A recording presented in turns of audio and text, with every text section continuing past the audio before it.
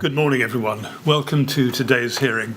Today we're going to continue hearing evidence from Professor Luke Bisby. So I'd ask Professor Bisby to come back in, please.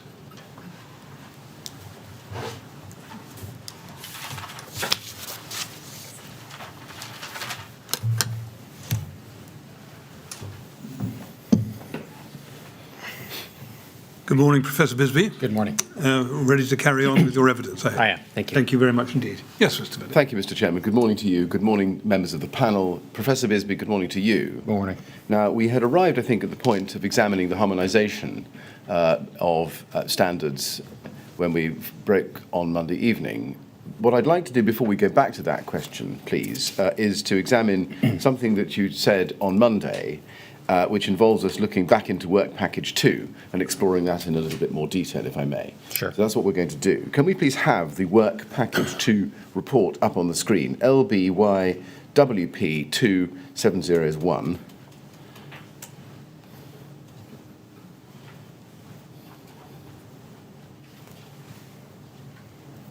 That's the first page of it. Can we go in, please, to page 75? Now, this is your Table 5, which is a summary table showing a range of parameters of interest from all experiments. These are discussed in more detail in the following sections. And then you set out the 37 experiments that you conducted by row number, 1 to 37, with the experiment number listed, and then organised by group, PIR, PF, MW, HS, and NC, and what that stands for, essentially. And then foil facer, yes, no.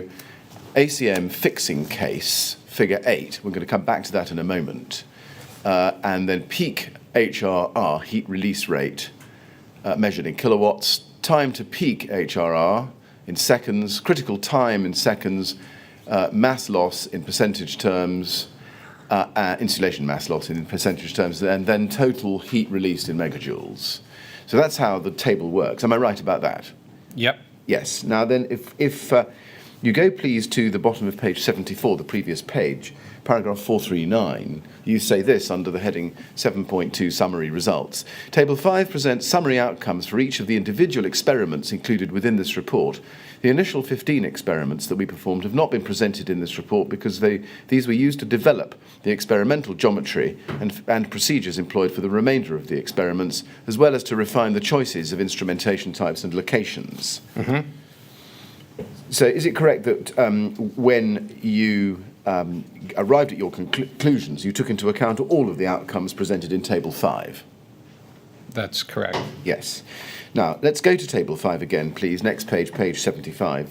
Column 6, which is the ACM fixing case that I directed you to earlier. And in that, as you can see, we are directed to figure 8. Figure 8 is on page 47, if we can please go to that.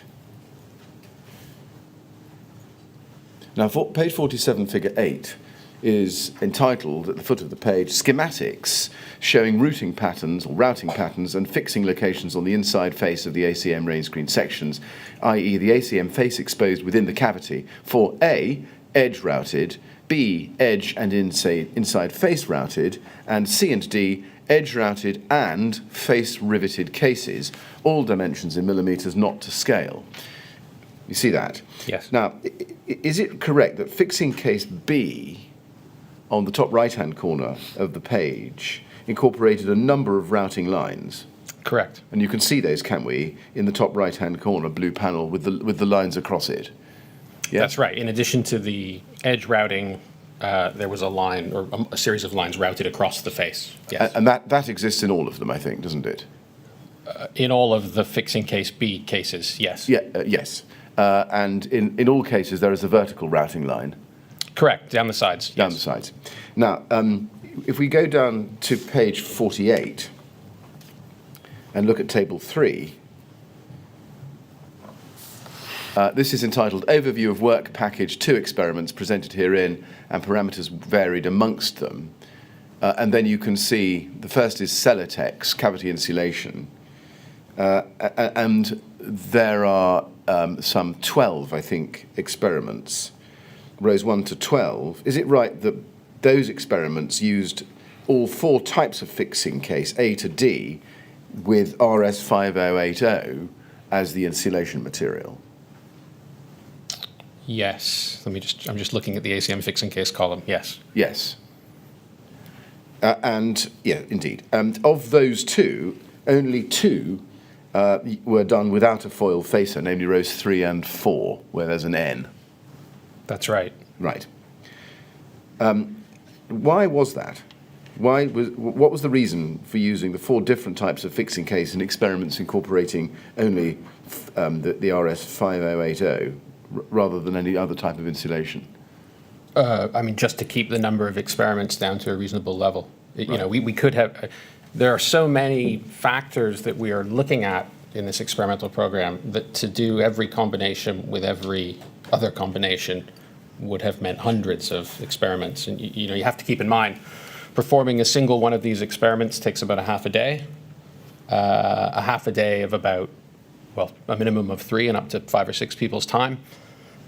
So it's not an insignificant expense in time or money to be doing this work, and we wanted to try to get a sense of the parameters of interest without wasting resource, to be honest. Right, but did you form a view about the impact of that approach, taking into account proportionality of resource and time, on the outcome of your work? Yes, as we went through, obviously, when you're looking at the effects of any parameter, if you're a good experimentalist, you're asking yourself whether you are capturing the possible influences of other parameters to the extent that you can do that within your program. So yes, of course we were doing that. And of the 12 experiments that we can see using Celotex RS5080, only 2 had a foil facer. Sorry, 10 had a foil facer, only 2 had no foil facer. Why only 2 without foil facer? Again, just to keep the number of experiments at a reasonable level, we could have done, I suppose we could have done more without a foil facer, but the fixing case series, if you like, if you were to set out to only understand the influence of the fixing case, whether it's edge routed, face routed, or edge routed and riveted with the 2 riveting configurations that we used, you wouldn't necessarily want to vary another parameter. That's just going to muddy the waters of understanding how the fixing case influences the outcome. So what we did was we stuck with the one insulation case. You could equally ask, why didn't we try it with mineral wool? Why didn't we try it with phenolic foam? Why didn't we try it with no cavity? Why didn't we try it with the water-cooled opposing face? And the answer is because we're trying to understand the influence of ACM routing and fixing case. And what we were looking for was differences in behavior that would help us to understand how the product's behavior is going to change under that one set of conditions. And I really feel like the differences that we observed between the performance of the systems did answer that question, did help us to answer the question. And the question we were trying to answer with those experiments was, what impact does routing and riveting have on the performance? And what are the physical mechanisms by which those influences would manifest in the outcomes? And I think we did that. If you look at all the other Celotex, the other Celotex tests, lines 13 to 17, and on down the table, Kingspan K15, mineral wool, heatsink, and no cavity, they are all A. That's right. Is there a scientific reason why you didn't need to go on to test those either with or without a foil facer under any other ACM fixing case? Is there a scientific reason?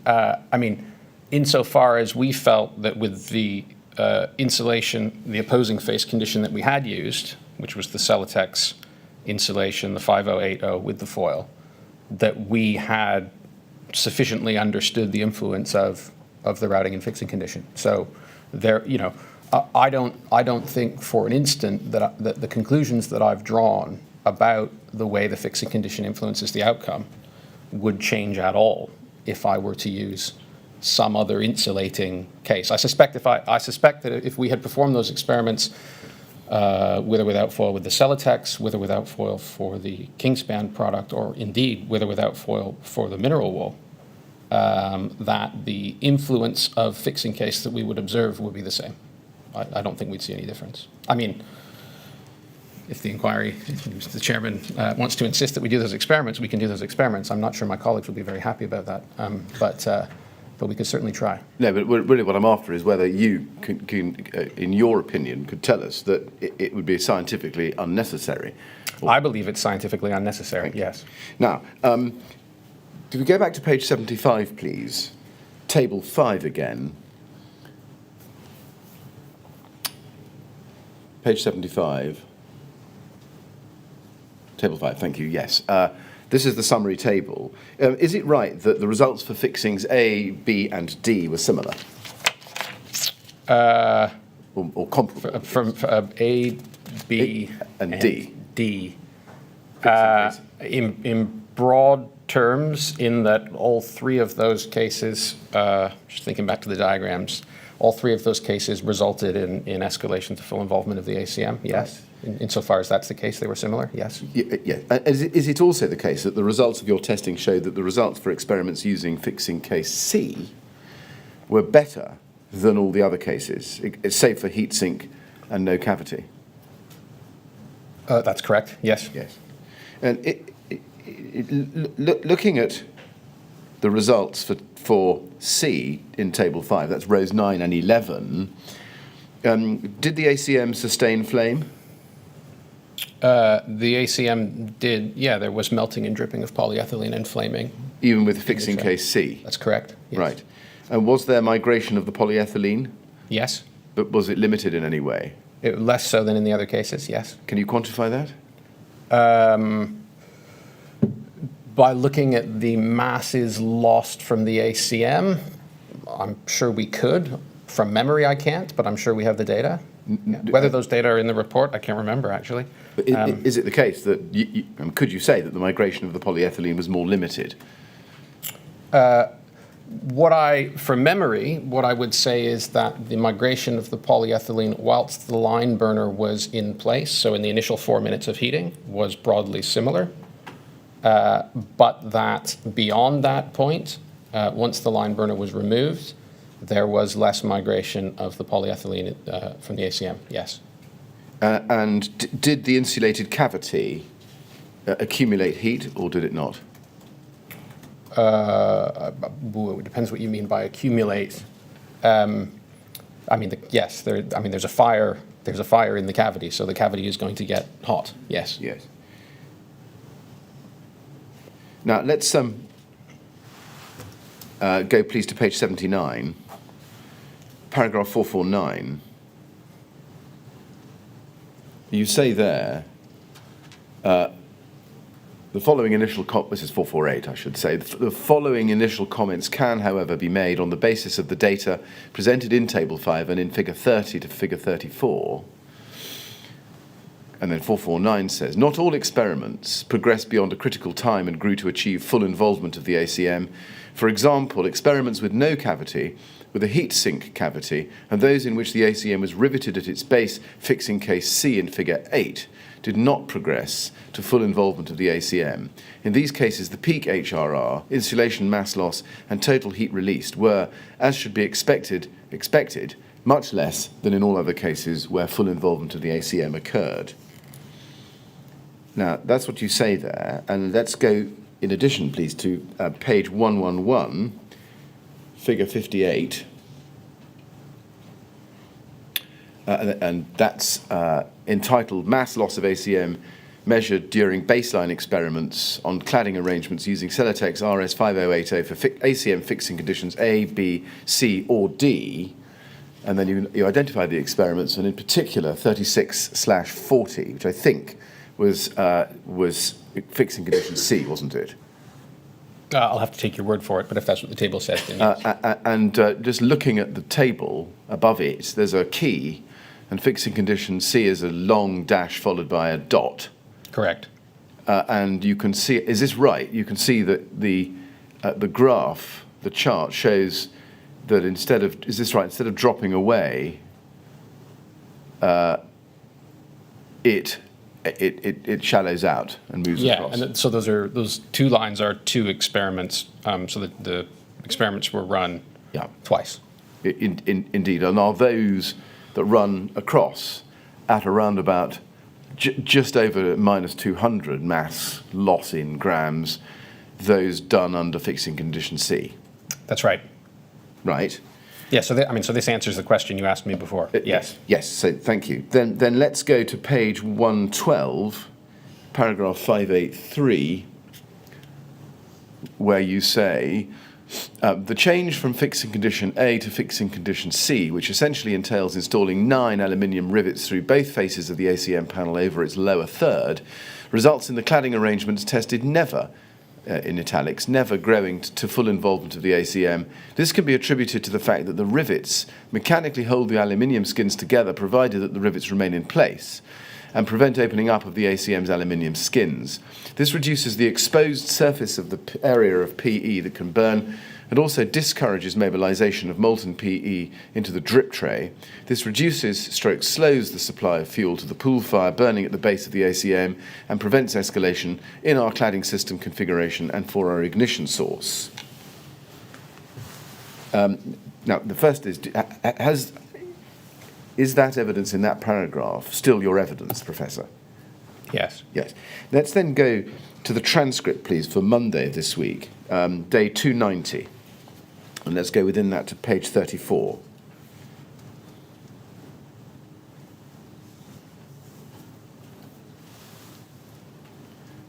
And at line 6, you say this: but if one manages by any mechanism in one's installation of ACM PE panels to prevent the aluminium skins from opening up, either with rivets or with framing or bracketing, or, I'm aware that over the years in standardized testing of ACM products, sometimes little U-sections of metal were put around the edge of panels to try to keep the faces together. That would improve performance. Now, in our experiments, what that tended to do was to make it take longer for escalation to full involvement of the ACM to occur, but you still do get eventually full involvement of the ACM, and you still do get approximately the same total amount of energy release. So the presence of rivets or the presence of any mechanism that holds the aluminium skins together, what it does is it prolongs the time until things go really bad, until you get a lot of burning and you get this rapid escalation. That's right. Now, are you able to reconcile what you said in the transcript there with what I've just shown you from your report in relation to Appendix C? I'm not sure I understand the question. When you gave the answer that I'm showing you on the screen, did you intend to include fixing case C? Yes. So are you saying that even with fixing case C, your experiments tend to show that it would take longer for escalation to full involvement, but you still do get eventually full involvement of the ACM? Yeah, absolutely. Yes. What is it about your experiments that show that? Very important point. So we left our line burner in, as you recall from last week. I intended, and hopefully I did labor the point, that we left the line burner in for 4 minutes. So you take the line burner in, you leave the line burner in for 4 minutes. Why 4 minutes is an interesting question. Why not 3 minutes? Why not 10? And the answer is because after 4 minutes, we observed in those initial experiments that I've mentioned, when we were trying to figure out what our baseline experimental scenario ought to be, 4 minutes was the amount of time that the line burner was left in, where we mobilized sufficient PE that we got a pool of polyethylene burning in the drip tray, and that when that line burner was removed, we were, if you like, on the edge of escalation. If we had taken the line burner out after 3 minutes, maybe there wouldn't have been sufficient polyethylene to then heat the system above. If we left it in for 7 or 8 minutes, maybe we would have such a large pool fire that no matter what we did, they would escalate. So what we were trying to understand was the extent to which changes in various parameters would either increase or decrease the prognosis for that fire going to full involvement of the ACM. Now, again, one could say, okay, well, let's repeat the entire experimental program, but instead of leaving the line burner in for 4 minutes, let's leave it in for 6 minutes or 2 minutes, and what changes do we observe? But again, you end up in the situation where your questions become sort of how long is a piece of string questions. We could test everything. And the point really of the fixing case C outcome, in my mind, is the point that I made, I think, on Monday of this week, which is that when we perform experiments, when we perform standardized compliance tests on these products, like the BS 476 Part 6 and 7 tests, like the SBI test, everybody knows how an SBI test is performed because it says in the SBI test standard, this is how you perform the test. If you are a manufacturer, you could, and I suspect you would, think quite hard about how your product is going to perform in that very specific standardized test scenario, because what you need in order to access the market is your B class or whatever it is that you need. If you think about the Euro class, probably if you're manufacturing ACM, what you want is a class B for your product. And you know the time duration of an SBI test, you know the heat output of the burner, and you know maybe what your product is going to do under those scenarios. And maybe you increase the aluminium skins a little bit to give them a little bit more thermal mass. Maybe you fold the edges of your aluminium around to give you a little bit more time. Maybe you add 1 or 2 more rivets in your experiment because you know that the rivets are going to help you to get just past the 5 minutes or the 10 minutes or the 20 minutes that you want. And so what fixing case C shows us is that for a system that would otherwise fall foul of my very specific experimental scenario, I can engineer it to get through that scenario if I know what's going on. And so when you run an SBI test on an ACM PE product and you run it with a riveted system and you get a class B, and you run it with a cassette system and you get a class D or E, you know why that happens, I think. And that's why you run the riveted case. And then you claim that your product has achieved class B because that's the result you want. You don't claim that your product has achieved the class E. And that method that is used, I suspect quite widely across this industry, is very dangerous. It's very dangerous, and it's a problem. Professor, in the light of the question that Mr. Millett asked you a couple of moments ago, you still have on the screen, I think, the transcript of day 290. Is that right? Yes. In which you said in lines 14 to 19, it took longer for escalation to full involvement with the riveted system. Is that right? That's right. But eventually you still get full involvement of the ACM, and you still get approximately the same total energy released. Now that's an interesting point. So in the case of fixing case C, no, maybe that's why this has come up. Yes, no, you're absolutely right to pick up on that. That is not true. That statement is not true in the case of fixing case C in our experiments. That's what I wanted to check, because I was looking back at paragraph 583 of your report, in which you say that the cladding arrangements never grow to full involvement. That's right. And I think that was the point. Thank you for highlighting that. And no, that is absolutely right. But what I would say is, however, if we left the line burner in for a few more minutes, it would have, in my view. Yeah. All right. Thank you for But we didn't. We didn't, and you're absolutely right to pick me up on that. You're absolutely right. Yes. That's the point. But your additional evidence is, of course, useful. But leads to another question, I think, which is whether the fire that you used in the burner bore any resemblance to your average external fire on an ACM cladding system. What's an average fire on an ACM in an external cladding system? No, it didn't. Probably. In what way not? Any number of fires in an external cladding system is possible. Do you have a kitchen fire because a fridge has ignited in a kitchen and you have fire venting out the window? Do you have a fire because the fire has not vented out the window, it's vented out the side of the window?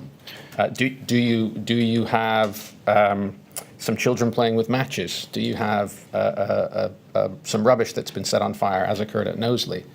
Do you have an electrical fault in a lighting system that causes a lighting fixture to ignite? And so, again, how long is a piece of string? Yep. The point of our experiment, as I know I labored the point last week, is these were not reconstructions. We are not attempting to simulate any particular scenario.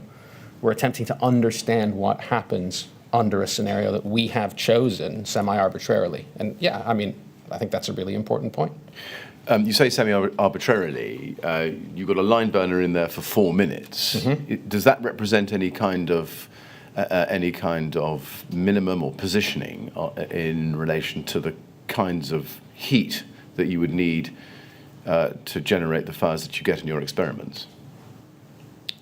It represents what I would consider to be a very small thermal insult, if you like, ignition source. Yep. That line burner is not a big fire. That line burner is a very small fire. And one of the reasons we chose a very small fire is because once you have a big fire, the ACM PE in particular is away once you have a big fire. Yes. Now, do you consider that it is the case that you can conclude from your experiments that the better performance of the ACM under fixing case C is attributable to the rivet fixings precluding or inhibiting the delamination of the aluminium faces of the panels? Yes, I think it's a combination of two things. I think it's that the as we saw when we looked at the video of in work package 1 of the ACM PE with the rear face held. I don't know if you can remember back, but hopefully you can. But what we observed in that experiment was that the polyethylene, when I talk about melting and dripping and flowing of the polyethylene, I think people have this idea that I'm talking about water melting, dripping, and flowing. And if you had water between those two skins, it would just flow out and flow all over the place. The polyethylene does not flow like water. It oozes and drips. And we saw that in those experiments. So the factors that are relevant, one, having the rivets hold those two aluminium skins together makes it harder for the polyethylene to mobilize and flow out from between the two aluminium skins. If you take two sheets of glass and you put water between them and you stick them together, they will stick together just with water there, right? And that's because of the surface tension and what's going on. So there's that factor, and there's also that if you rivet the aluminium skins together, then as the aluminium plates heat up, experience thermal gradients, they want to warp and deform.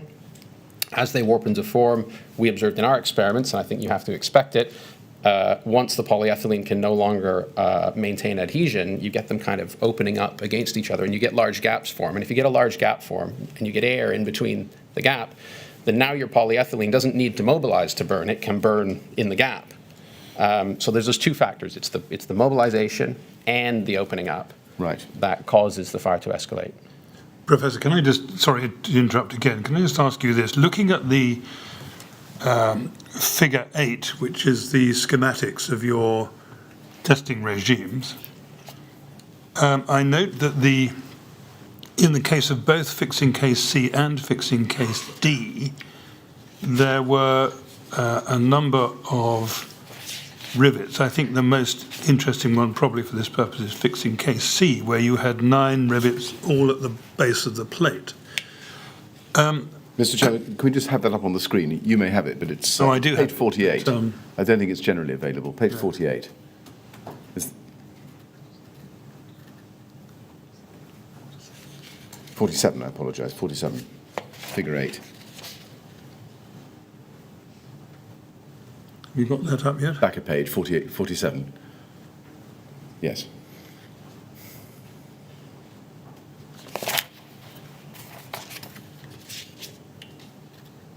$47.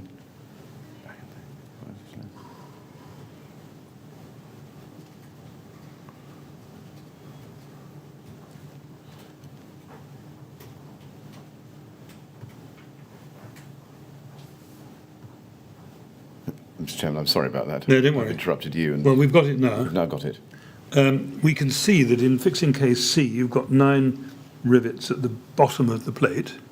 And in fixing case D, I think you have 9 rivets in the middle of the plate. Is that right? That's right. Now, if you were fixing these plates to a building on the riveting system, I'm not sure quite how many rivets you would put in, but let's assume for the present purposes that you had 1 at each corner. Because the purpose is not to hold the plates together. The purpose is simply to attach the plates to the building.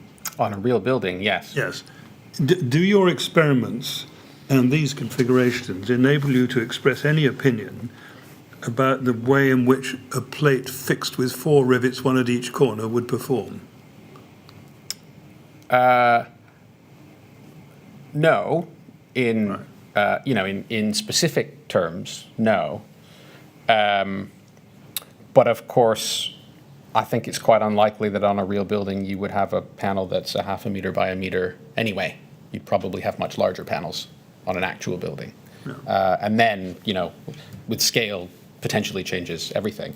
What's interesting about, you've picked up on a very important point, Mr. Chairman, which is the difference between fixing case C and fixing case D, both with 9 rivets, but the rivets in different locations. And an obvious question, which I didn't cover in my presentation last Friday, is why did we do that? And the answer was linked to the question I was asked a few minutes ago about the mechanisms by which the rivets are assisting, if you like, these panels to perform better in a fire.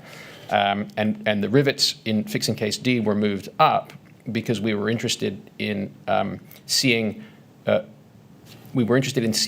extent to which the ACM panel would open up at its base as a consequence of there not being rivets, and therefore open up, allow burning, mobilize PE. Now, to do that properly as a controlled study, you'd want to do a lot more different configurations of rivets. But again, with limited time and resource, we felt that, and I think for fixing case D, we only ran a single experiment as opposed to the duplicate that we were doing, because it was really, I remember the conversations, it was really, when we did fixing case C, we thought, oh, that's interesting, let's just do one more thing, just to satisfy ourselves that we know what's happening here.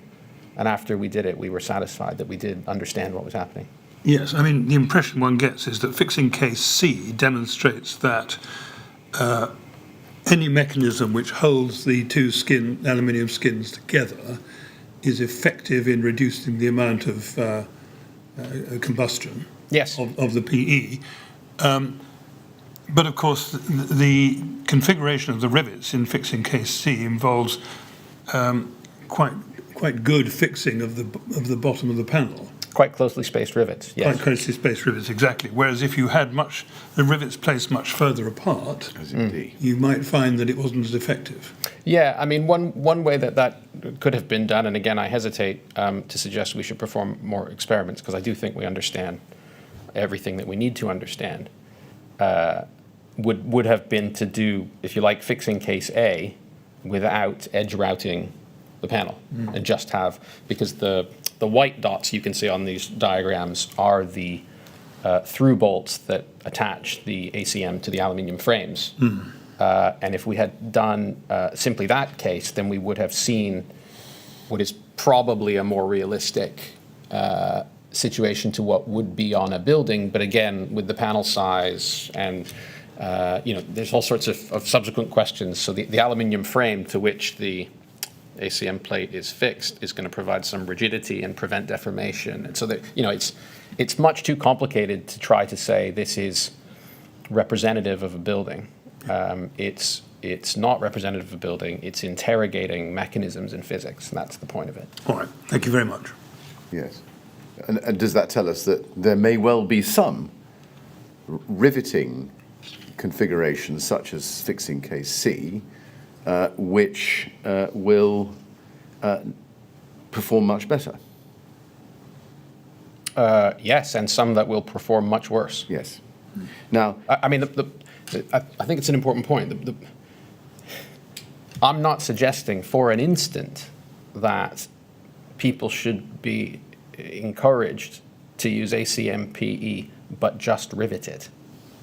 I'm saying exactly the opposite of that. I'm saying that, this is not a product that should be used ever because of the way, once it goes, it goes. And whether you rivet it or you route it or you fold it or you twist it or you bend it, I don't mind.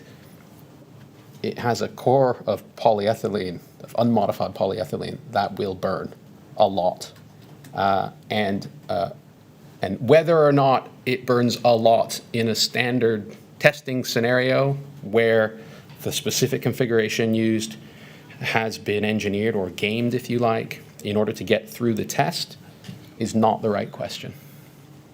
The right question is, under the full range of fire scenarios that I might get in my building with this product applied in the way that it's applied on my building, does it have the potential to cause a very big fire? And the answer is going to be, unless it's used in substantial quantities, yes, it does have that potential. And therefore, given that there are other alternatives that are only incrementally more expensive, don't use it. But now you say in that last answer that whether you rivet it or route it or fold it or twist it or bend it, it will go eventually. And I've perhaps misparaphrased what you've told us, but how does that reconcile with what you say at paragraph 583 and the answer you gave the chairman about what you said in the transcript yesterday, or on Monday?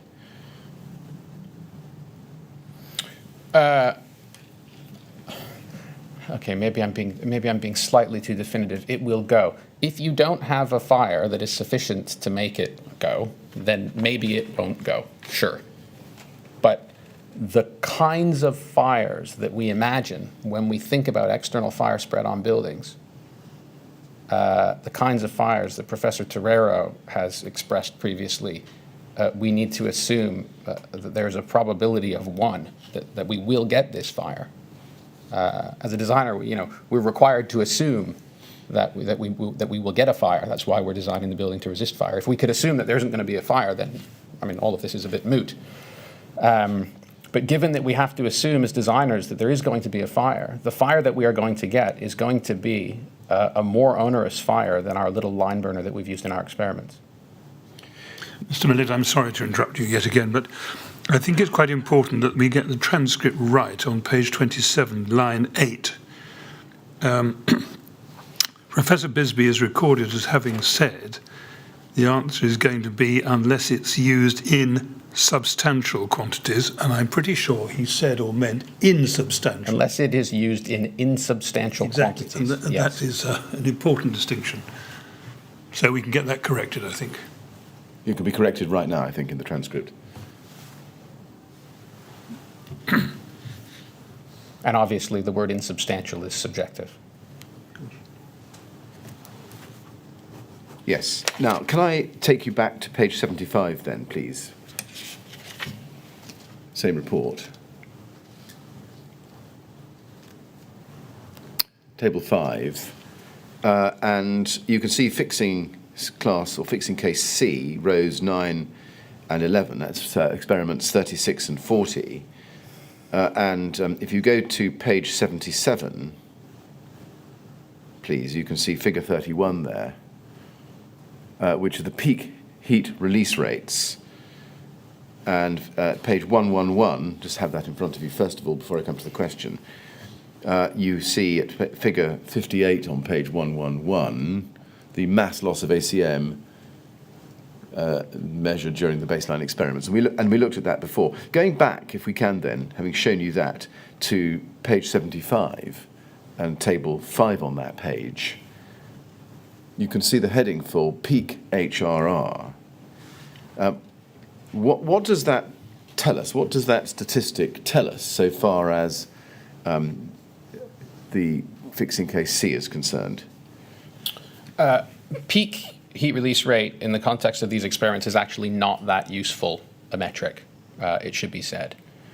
We've included it because peak heat release rate is a value that is typically given when people run fire tests and fire experiments. What's interesting, if you go back to the figure that we showed a minute ago, I can't remember what number it was the figure that gave the peak heat release rates for the different experiments. Figure 58, I think, on page 111. No, sorry, 31, page 77. Yeah, so you can see, there's a huge variance in the peak heat release rates that are given in this Yes. figure. Fixing cases A, B, and D all, if we were to go back and look at the table, they all escalated to full involvement of the ACM, and yet they have very different peak heat release rates. If we were to do a comparison of total heat released from start to finish of the experiment, we would see them agree much more closely with one another. So the peak heat release rate is giving you a snapshot of one instant in time, but it's not telling you really anything about how you get to that point in time or what then happens after that time and how much energy is released in total.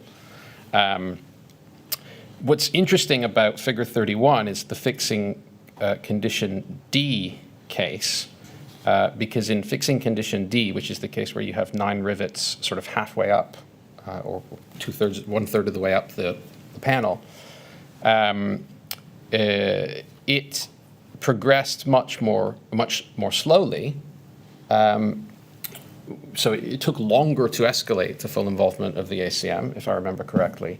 But when it went very suddenly and very violently. And we believe, I believe, that's because it took so long to get there that a lot of preheating of the polyethylene in the sample had occurred over that long period. And so when the rivets eventually let go and the aluminium skin is removed, it really takes off very quickly. And so the time scales over which you have a preheating of the ACM panel, the manner in which the inside aluminium skin drops off, does it gradually get eaten away, as was the case where we have the lines routed across it and the plates fall off sequentially? Or does it all drop off in one go and you've just got a big surface of polyethylene? Is what influences this peak heat release rate. The peak heat release rate is telling us more, if you like, more about the mechanism by which the polyethylene is becoming exposed than it is about sort of the consequence, if you like, of that. I don't know if that's perhaps not a very clear answer, but the short answer is peak heat release rate for these experiments is not a very useful metric in comparative terms, unless you think quite hard about what you have observed from a mechanics perspective. Right. Yes. Now, let me revisit one or two things we've covered already this morning, just by reference to your transcript again, from day 290. If we can get back to that, please, and go to page 35.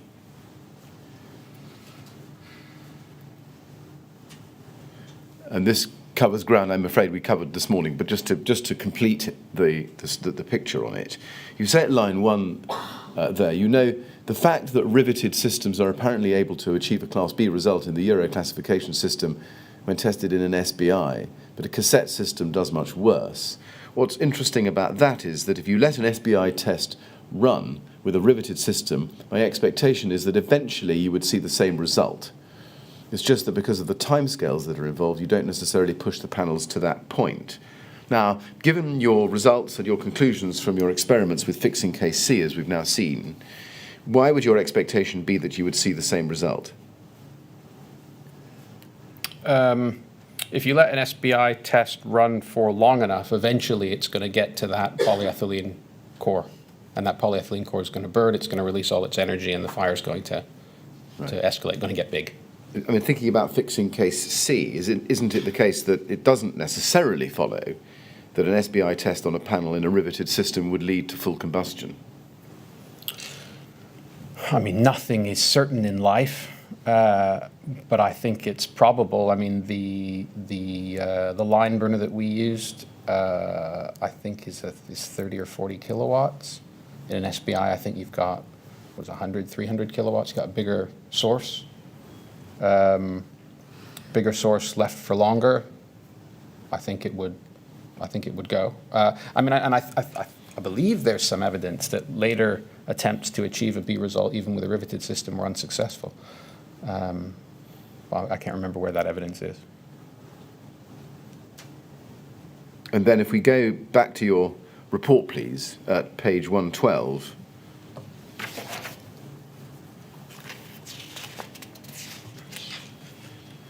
You say there, at paragraph 585, that's not, I think, the right report. Sorry, it's the wrong report. Can we go back to the report we were on, please, which is at LBYWP 2701, page 112.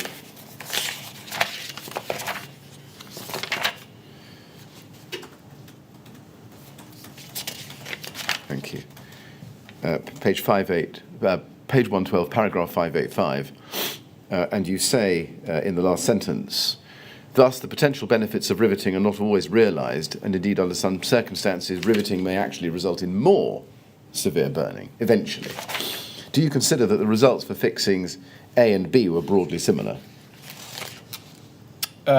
Insofar as the total amount of energy released when the system escalated to full involvement, yes. Yes. Although from the plot we just looked at, the peak heat release rates were less.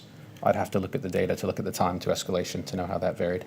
Right, but let's go back to page 48 and table 3 on that page, just to make that clear.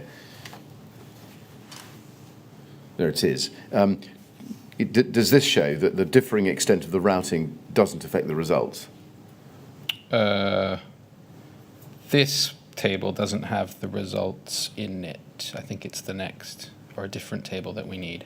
Let's go to page 111. Yeah, this table just shows what we did. Yes, but it has the... that's true. Let's go to page 111. Maybe it's 75. Apologies. Page 75. Table 8, table 5. Looking at that, does that tell us that the differing extent of the routing allocated by case fixing? I'm just having to go through it now quite carefully. Yes. So D takes longer. C, you've got 232. B, 500-ish. Yep. A. So the A and B cases look broadly similar in terms of their time to escalation. C,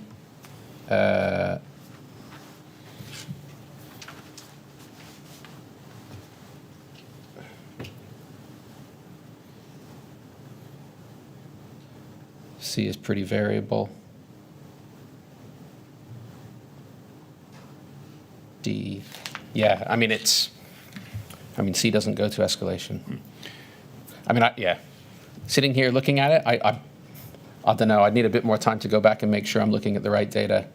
Right. I mean, it's perhaps a simpler point that I'm putting to you, but yeah. Do your results here show that the differing extent of the routing doesn't affect the results materially? The different extent of the routing, again, from memory, without trying to sort out the way these are presented in the table, the more routing we did, I think the faster it goes to escalation, so very slightly. Yeah, well, let's just go to paragraph 581 then and have a look at that, please, on page 111, where we have your conclusions as a result of the figures. and you say at the bottom, the change from fixing condition A to fixing condition B, which essentially entails creating additional routed lines on the inside face of the aluminium panels, results in shorter critical times and higher peak release rates. Yeah. This can be attributed to the fact that the additional routing lines offer additional pathways for mobilization of molten PE, and more critically, because the additional routing lines make it more likely that the inside aluminium skin of the ACM will completely separate earlier in the fire, thus making larger surface areas of PE available for surface flaming, increasing fire growth rates, and making fire growth to full involvement of the ACM more likely and more rapid. I therefore consider that routing of ACMs with PE filler core is likely to worsen their overall fire performance in most relevant scenarios.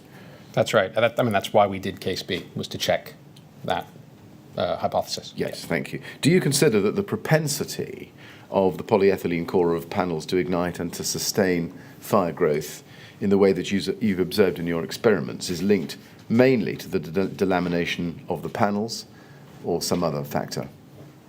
I think escalation of burning of ACMs is linked to those factors.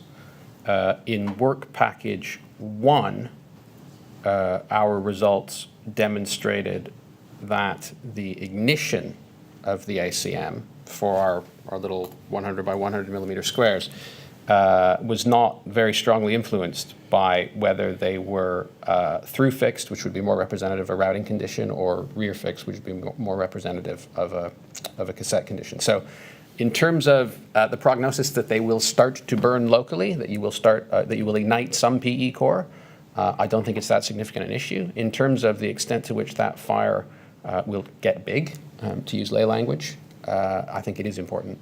So no to ignition, but yes to sustaining of fire growth? That's right. Yes to the rate at which a fire will grow, yes. And how would you describe the extent of delamination during the fire at Grenfell Tower? Once you have a big fire, the ACM, it doesn't care. Once you have a big fire, if you ask me to quantify big, I can't do that in any sensible way. But once you have a very large external fire plume and you have fire spreading up the outside of the tower, the ACM, the fire is so big, the thermal insult is so intense that the ACM doesn't really care how it's fixed.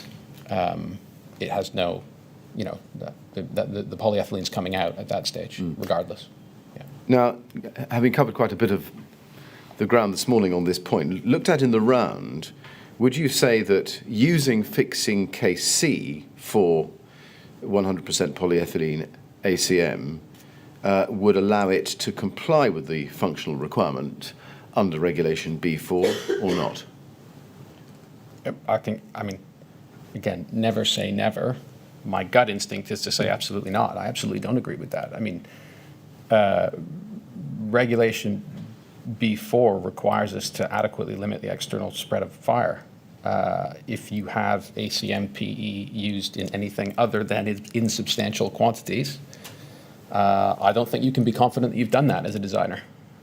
So, no, I disagree strongly with that statement. I think that would be a very, very dangerous statement to make. Can I then turn to a slightly different topic, which is insulation? And paraphrasing heavily, you've told us already in your evidence and in your presentation that the presence of insulation in the tested systems was critical in facilitating the acceleration of the spread of fire, particularly because of its insulating effect. Have I got that right? That's your That's right. conclusion of a conclusion. The key issue for escalation seemed to be the fact that the opposing faces were insulating, if you like. Yes, and we also right to understand in general terms that the absence of foil faces on the insulation gives rise to earlier heat release rates. For the polymer foam insulations, yes. Yes. And did that have the effect of increasing the speed of ignition in the ACM panels? No, the ACM panels ignited long before there was any issue with the insulation. Right. Now, if the insulation around the windows at Grenfell had been foil-faced on all sides, including the cut edges, how would that have affected the growth in the heat release rate coming from the insulation? If the cut edges, I think it's impossible to say. If there was no exposed polymer foam anywhere within the cladding system versus the situation where you have foil facers on the flat faces but you don't on the edges, I would not want to hazard a guess. I suspect that, my gut, based only on a gut feeling, which is never a good idea in a situation like this, is to say that I don't think that impact would be huge. Could you say with any degree of reasonable confidence that the ignition of the ACMPE would have been delayed in any way?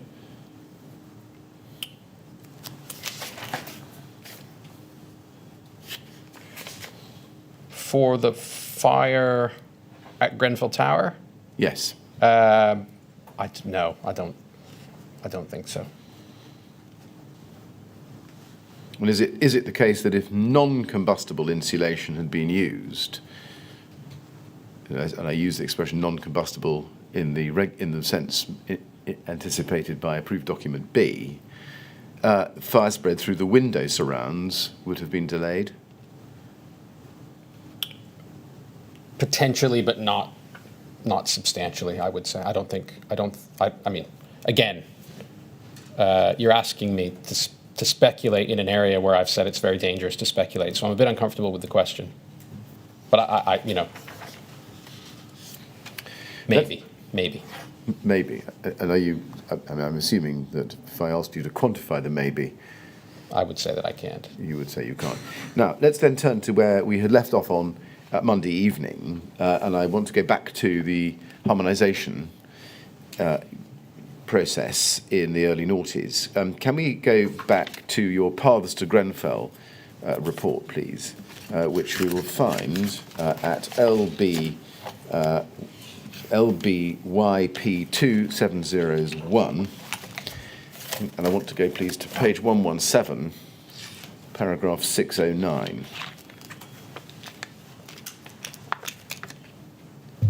Lovely, thank you. And you say here, under the heading Radar 2 and the, quote, transposition, unquotes, of European classifications, despite these shortcomings, UK governments were obliged by the Construction Products Directive to update the relevant guidance and to include reference to the new European classification method. However, an immediate and wholesale change to the new classification system without a suitably long transition period could have led to market disruption within the construction sector. Now, do I understand it right that in order to do so, the research compared and correlated the classifications achieved by the various different products when tested both to the national and to the European standards? That's right. A number of products, yes. On a number of products. And if we go, please, to page 117, lower down at paragraph 611, you say there, the stated objective of the study was to ensure that no significant change to the regulatory status quo would occur due to the introduction of the new reaction to fire tests. Now, and you footnote that to 389 Briggs, 2002. Do you consider, Professor, that is significant as an objective for a technical study?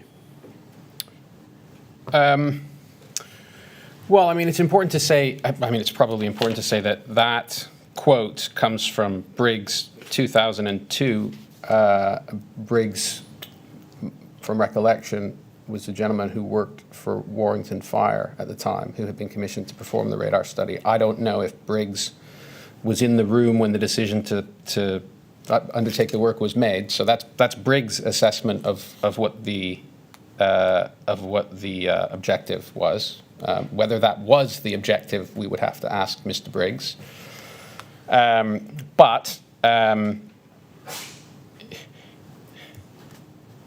No, that's not a scientific objective. That's a, if you like, that's a political imperative, if you like. That's not a scientific objective. Right. But is it your understanding that was the objective, as you've quoted there? I can only evaluate it based on the outcome, and the outcome suggests to me that yes, not disrupting the status quo was important. Professor, just help me with this. The way that paragraph 611 reads suggests that the approach to the study was circular in the sense that they were assuming the outcome which they were seeking to study. Absolutely. All right, thank you. Yes, and my next question but one is, did that approach have scientific integrity? I mean, I'm not, do I have the authority to adjudicate over scientific integrity? I'm not sure. Well, I wouldn't consider that a scientific objective, and so I would probably have to answer no. what would you tell your students? I would say that's not a scientific objective. Right. Now let's go, please, to page 118. Next page, paragraph 615, where you explain that the testing data obtained by Warrington Fire was used to propose a transposition of the national classifications into the European system, and we can see the overall results of the transposition in figure 12 on page 119. And I think you've taken that from the radar report, haven't you? That's right. As you say there, and we've looked at that in module 6 in this inquiry. Is it right, do you agree, that in general terms the study found that there was no overall correlation between the Euroclass system and the UK system? That's right, and I think the study uses almost verbatim those words to describe the outcome. What does no overall correlation mean? I guess you would have to ask the authors. I think what it would mean if we're looking at this figure is that all the points lie on a perfect diagonal. So you would have nothing but a line of points along that diagonal. Right. Where you have a one-to-one correlation, A1 to NC and so on. Well, let's look at it the other way round. Can we go to page 121 then, and paragraph 622 of your report here?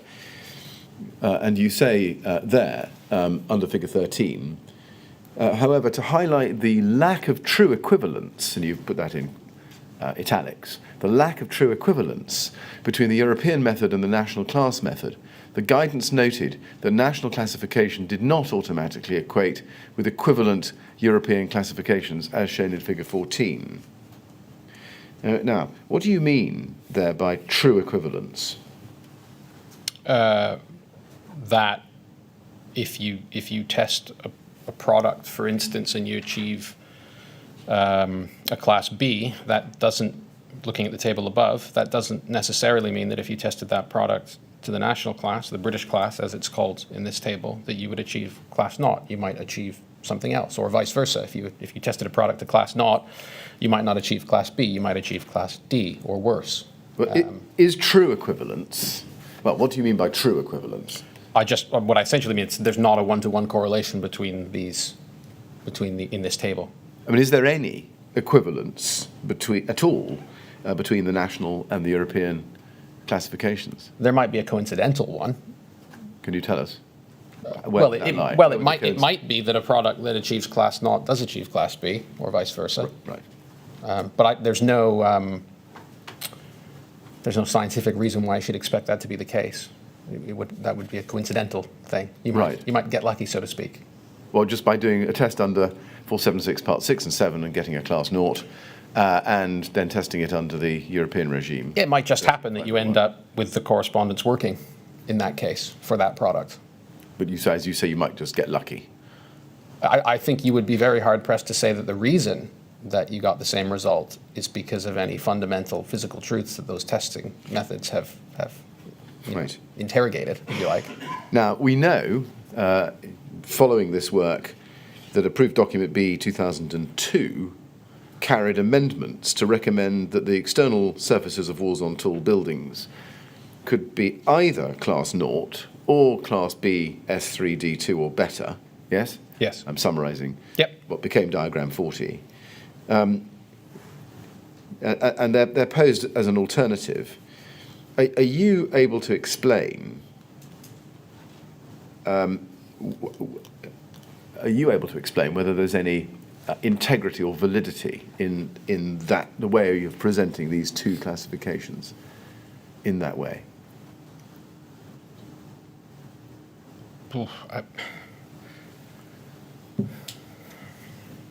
Depends what you mean by integrity and validity. I mean, they are not the same. The test methods are different. They're interrogating different physics. And the radar reports and indeed the CC 1924 contract that was running at around the same time both showed, without a shadow of a doubt, that there were problems, that the correspondence, that they weren't equivalent. In approved document B, in the revisions, diagram 40 as it came to be, I can't remember if it was diagram 40 at that stage. We can turn the page if we go to page 122. Yeah, I mean, it sort of, it warns in the footnote that these things aren't equivalent.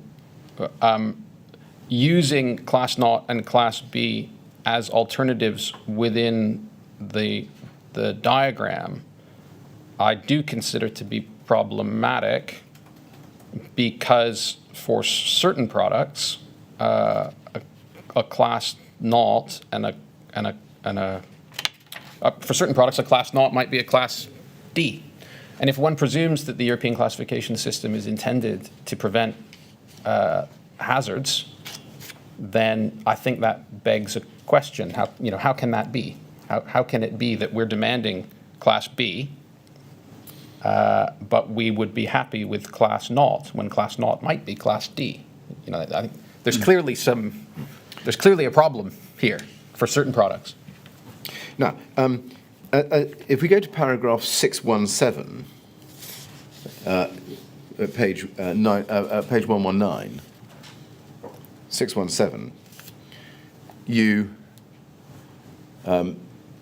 page 120, I think, actually is where we find it, but the graph is useful. You say that whilst it was determined that several of the products which achieved class naught in the national classification system achieved class B in the European system, there were some significant discrepancies. What were those significant discrepancies? I think the paragraph goes on. I wouldn't be able to tell you exactly what the products were from memory, but it goes on and it says, for example, where foil-faced PIR and phenolic foam insulation products achieved class naught, they achieved classes D and C respectively. So that's two cases. And why were they significant? Is really the question. Why is your opinion that the discrepancies you've identified were significant? Because if we didn't have the national classification system, then we would not accept those products if they turn out to be class D. We would not accept them because we would assume that they present too significant a hazard if you're following the so-called linear route. Right. Is there any, or was there any scientific justification, scientific justification for the proposed equivalence? No, I don't think so. So, was there a justification for the equivalence? There was a political justification. There was a justification based around the idea that market disruption should be avoided when introducing the European classification system. Right. The European. I'm not a lawyer, and I'm certainly not a lawyer with respect to European law and the Construction Products Directive. But it's my understanding that the British government was obliged to include the European classification system, and that in doing so, they had to, or else they would be in violation of the European laws that they had agreed to. They had to come up with an equivalence. They had to include European classifications or the relevant European classifications in approved document B and the relevant guidance. They could have chosen class naught as class C or as class D, or as class A2 or as class A1. You've got to make a choice, and it seems to me that choice was based around the idea that market disruption should be minimized. That those people who were selling products and using products on the basis that they were class naught should not, going forward, be prevented from doing so. That explains the retention of class naught. But was there a scientific No, I don't. Justification for retaining Class 0 alongside the introduction of Class B, which, as you've explained. No, I think there was only a justification that's based around the idea that market disruption should be avoided to the extent possible.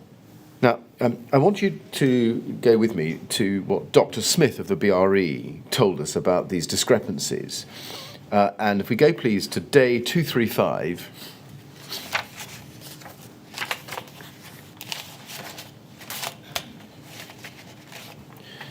She says at page 188, and she answers my question at line 4, and I'll show you the question I asked her at line 1. My point is this, or my question is this: you knew there was a real risk that a product could achieve Class 0 but not achieve Class B if tested. Answer: there were some outliers, but there were a large group where they either achieved better performance or they did achieve Class B. Question: and how was the risk presented by these outliers assessed? Answer: it was flagged. It was clear that there were outliers. It was reported in the radar results to the department.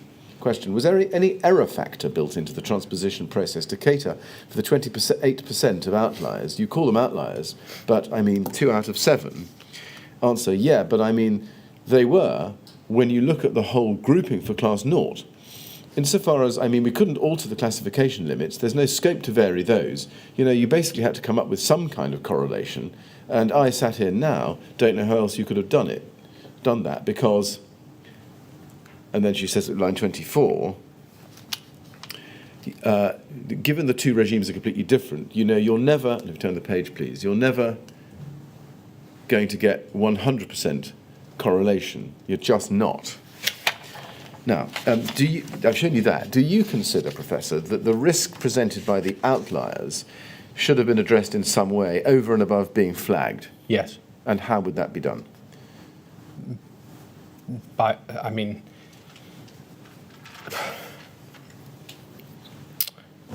asking why. Why are these outliers? What are these products doing that is causing them to be outliers? This is something that we see time and time again in this evidence. Where are the people who are asking why? I struggle to understand the lack of inquisitiveness around. You have two classification systems based on different tests. They're giving you substantially different results. The differences between those two results generate a potential hazard within the building regulatory system. Why? What is the building regulatory system missing? What are the behaviors? What are the factors, mechanical, thermal, chemical, whatever, that are causing these differences in behavior? It's completely absent from this conversation, the question of why. And if somebody had just asked why, then I don't think we'd be here. So is it the case that you wouldn't propose simply building in some kind of error factor, some kind of margin for error into the exercise of transposition? You would investigate why these were outliers? Maybe that would have been an answer. Maybe building in some conservatism into the transposition would have been an answer. Maybe going for A2 instead of B. I don't know. But to get to that conservatism, to build that conservatism in, you would have to ask why. You would have to understand why these specific products are behaving in this specific way.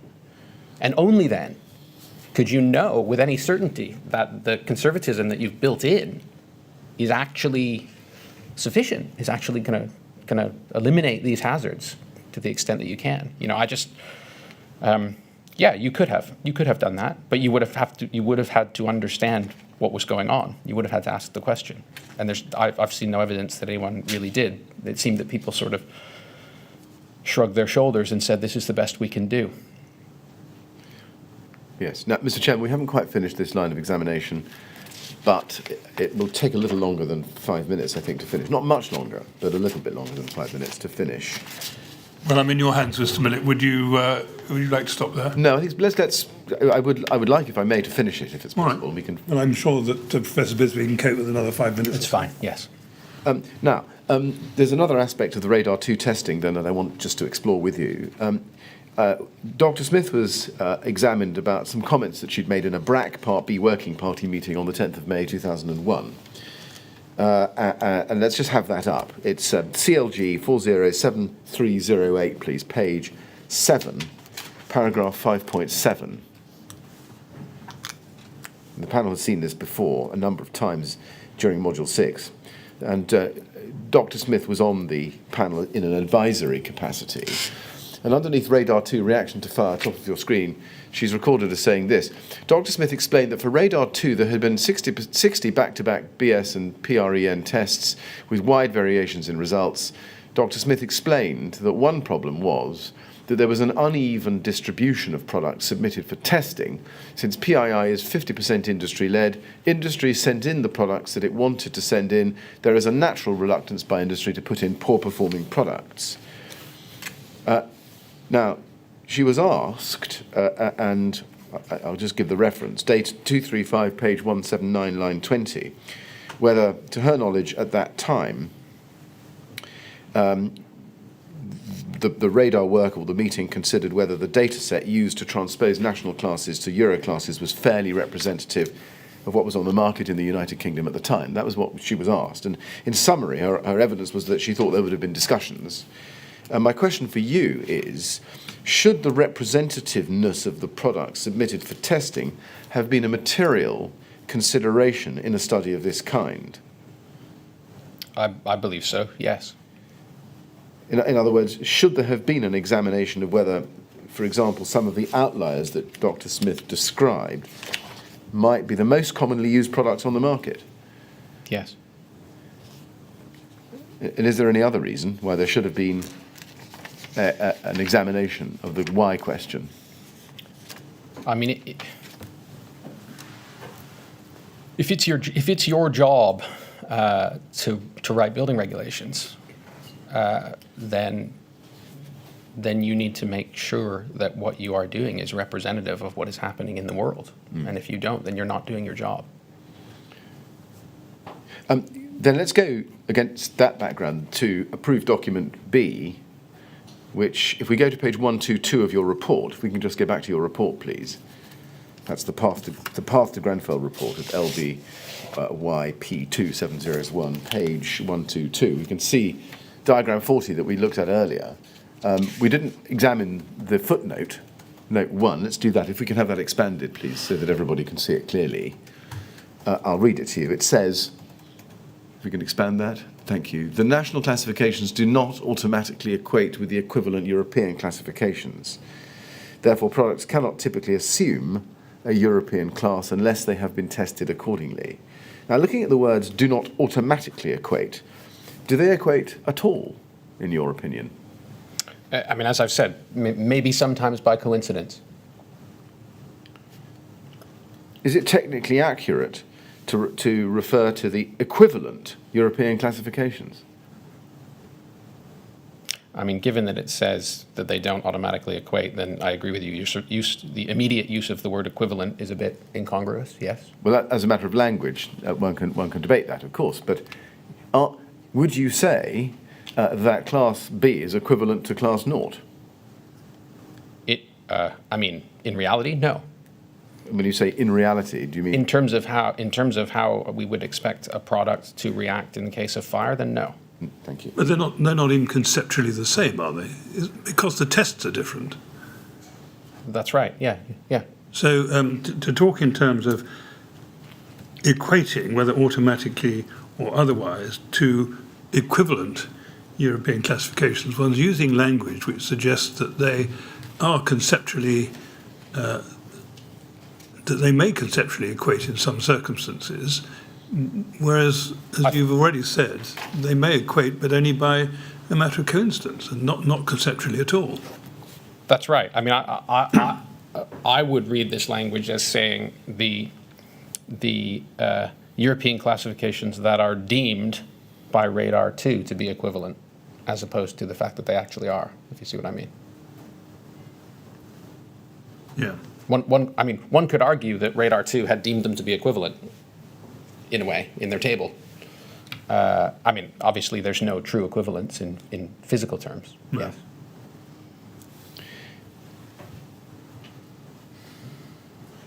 Yes. Yes. Now, then finally on this topic, page 254 of your report, paragraph 1584, you say this. When the harmonised European reaction to fire testing standards and classification system, which was also developed based on a reference scenario linked to the growth of fire within a compartment rather than on the outside of a building, were introduced in 2002, government again opted to retain the status quo rather than revisiting or shelving the standards of performance that they had until then apparently considered appropriate for cladding of the external wall. Indeed, the new European system was imprecisely benchmarked against the existing national classification system, enabling the use in England of certain composite products that would not be considered permissible under the European system.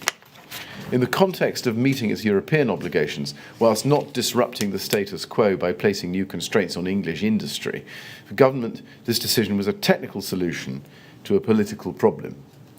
In your opinion, Professor, could the European system have been more precisely benchmarked against the national classes? Was it possible? Probably not. It could have been more conservatively benchmarked against the European system, but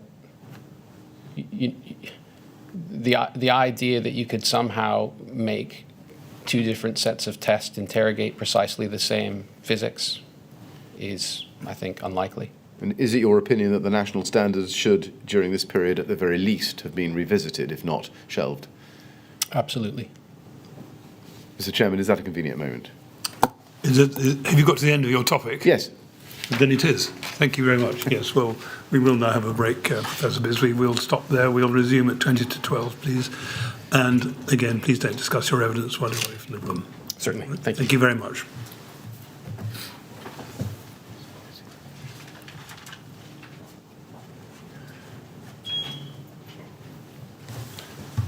Thank you, Mr. Millett. 20 to 12, please. Okay.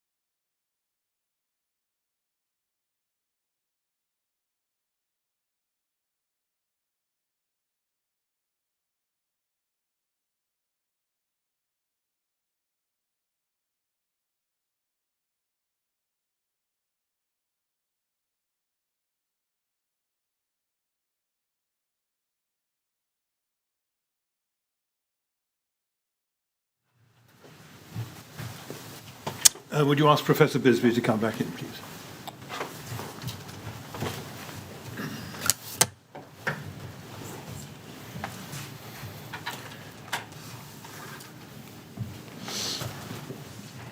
Right, Professor Bisby, ready to carry on? Yes, thank you. Thank you very much. Yes, Mr. Miller? Yes, thank you very much. Professor, I now want to ask you about BR135 and specifically desktop assessments, I say thereunder, but in relation to the criteria. And for that, you've produced a report that is now already in evidence of the 30th of May this year, 2022. And that is at LBYP 2604. There it is. Could we go, please, to page 8, paragraph 39? And we can see there your instructions. Please comment on the extent to which you consider that undertaking a desktop study to assess a proposed external wall arrangement for a building over 18 metres in height against the criteria in BR135 is a valid and appropriate method by which to establish the compliance or otherwise of the external wall arrangements with the functional requirements in B4 or of the building regulations. And you say you consider this request as two distinct parts. Yes. And you draw a distinction between assertion and establishment. Yes? Yes. Yes. Now, let's look at the criteria first. If we go, please, to page 26 and paragraph 188 of this report, you tell us, and today remind us, I think, that BR135 doesn't set pass criteria, but only means by which systems can be shown to have failed. Yes? That's right. And that BS8414 and classification to BR135 can only ever show that an external wall arrangement is inadequate. It doesn't show that it's adequate for the purposes of compliance with B4 of the regulations. That's my view, yes. Now, if we go back just briefly to the other report, the Path to Grenfell report at LBYP 2701, and go please to page 42.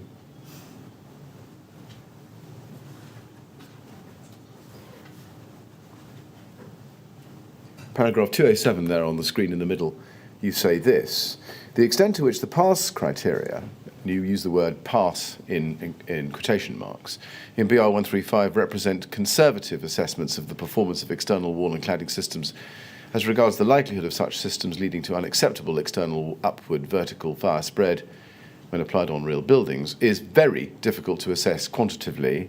As far as I'm aware, this question has never been explicitly addressed in any BRE or BSI publications on this matter.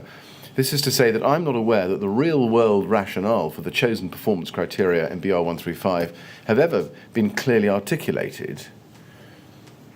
My hope is that such questions can be addressed via witness statements, etc. And you say footnote 86 at the foot of the screen. This is not to say, if we go to the foot of the screen, foot of the page,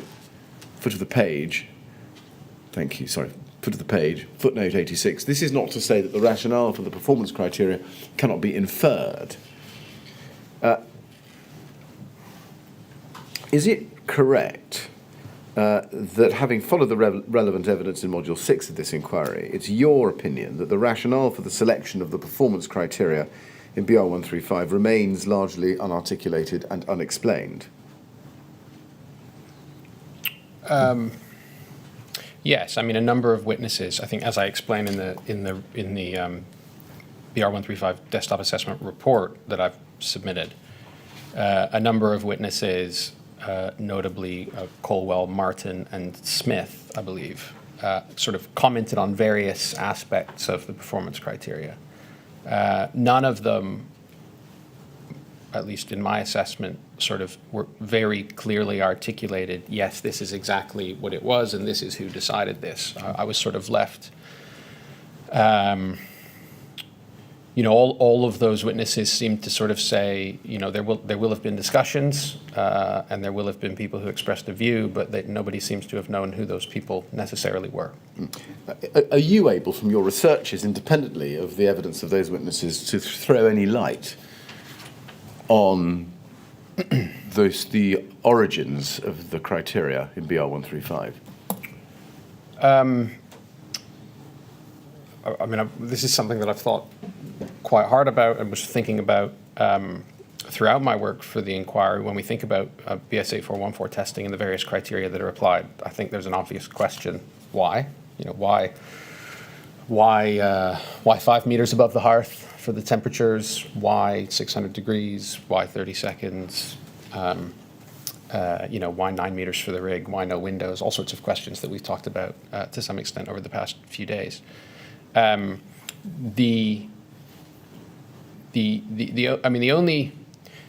The only thing that hasn't come up in Module 6 from the witnesses, where I think there may be a link, which is what I had assumed the link was, but none of them mentioned it, so I may well be wrong, was that some research that was done looking at the effectiveness of spandrel panels to prevent external fire spread.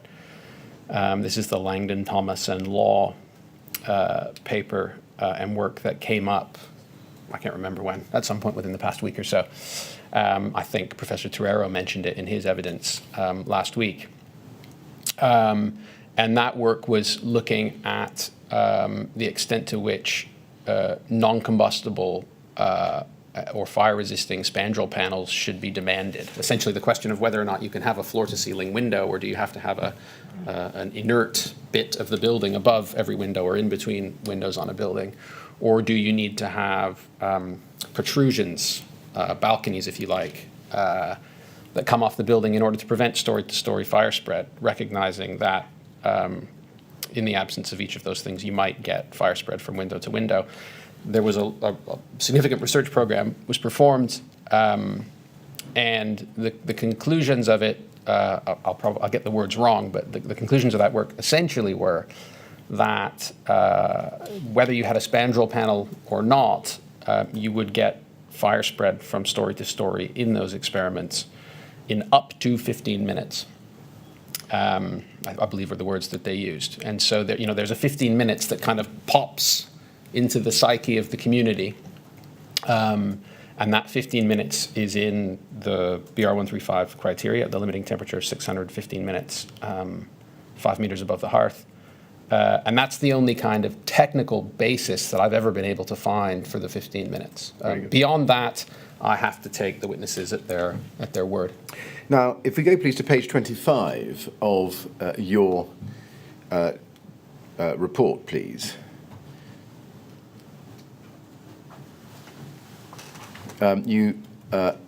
Sorry, I'm so sorry, your desktop report. That's LBY P2604, page 25. You say there at paragraph 184 as follows, that you note that BR135 does not set any performance criteria for mechanical performance. It simply states that ongoing system combustion following extinguishing of the ignition source shall be included in the test and classification reports, together with details of any system collapse, spalling, delamination, flaming debris, or pool fires. The words should be considered as part of the overall risk assessment when specifying the system, is what follows next. And you go on to explain that in paragraph 185 to 187 over the page.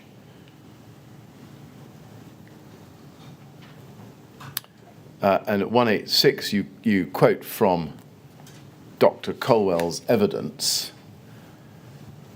As you can see, she says, in the context of the mechanical response, it was so system dependent that setting a criteria, for that was found to be in a standardization process, something that couldn't be achieved, and even today in the later, most recent work in this area by other bodies, that performance value still has not been formalized.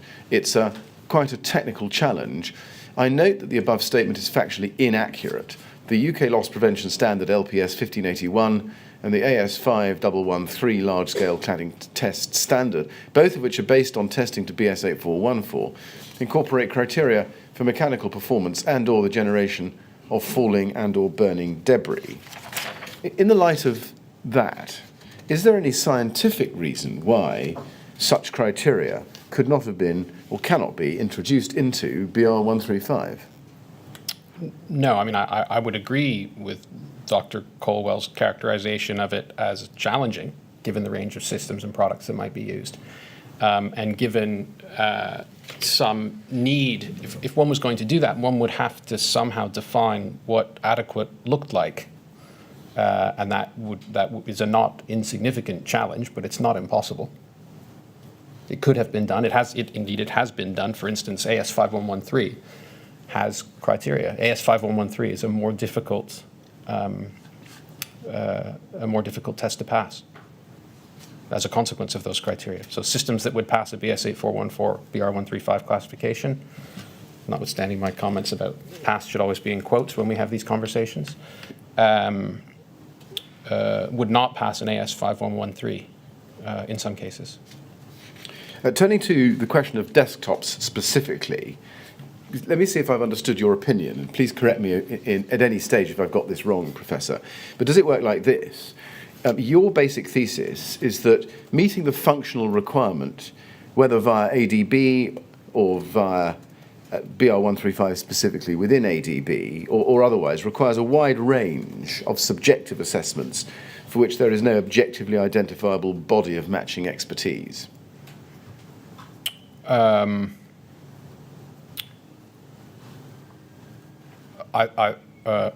you give that to me one more time? I want to make sure, it's the last bit I want to make sure that I agree with. Right. Is it your basic thesis that in meeting the functional requirement, somebody has to do potentially a wide range of subjective assessments? Yes, I mean that is, as I've said in my report,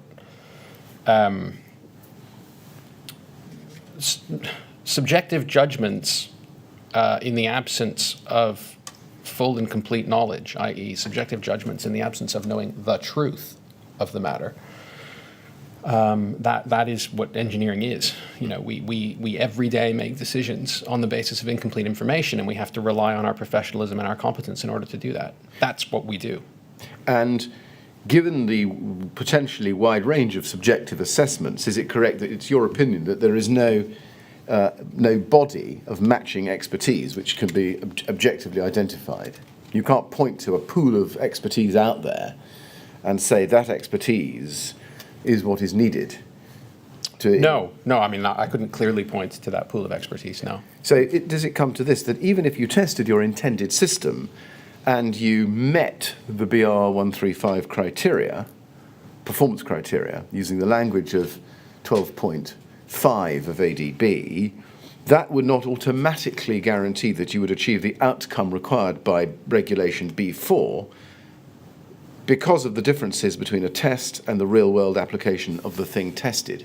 That's right. There is, in my view, and as we discussed the other day, based on my reading of BR135, I think it's BR135's view as well, the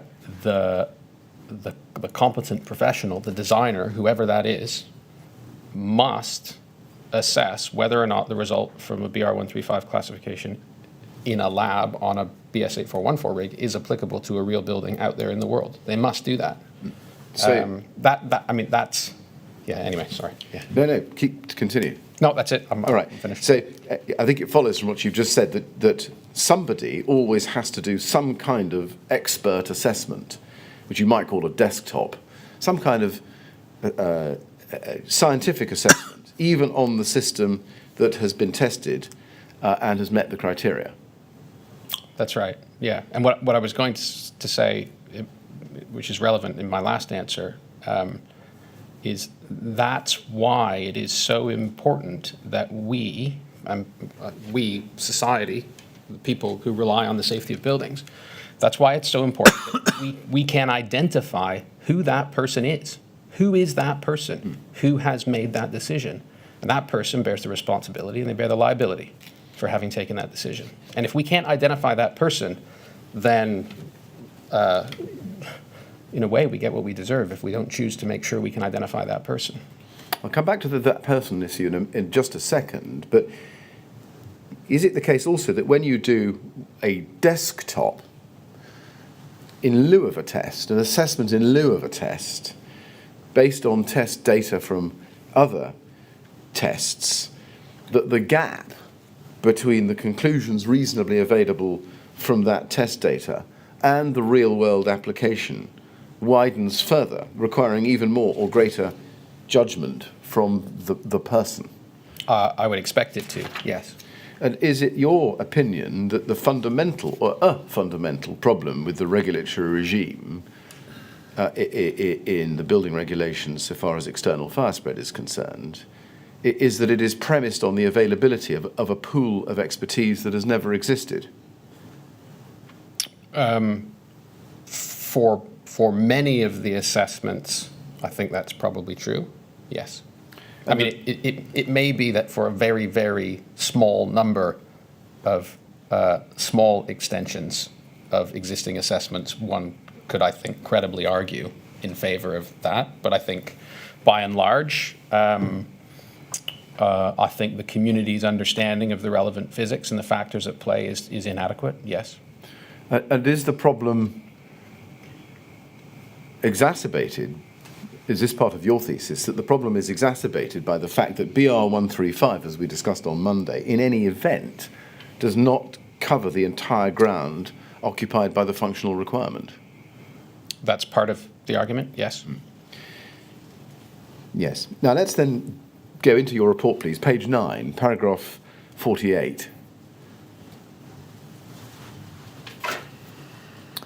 You say there, and you quote from your regulatory testing and path to Grenfell report, at paragraph 48,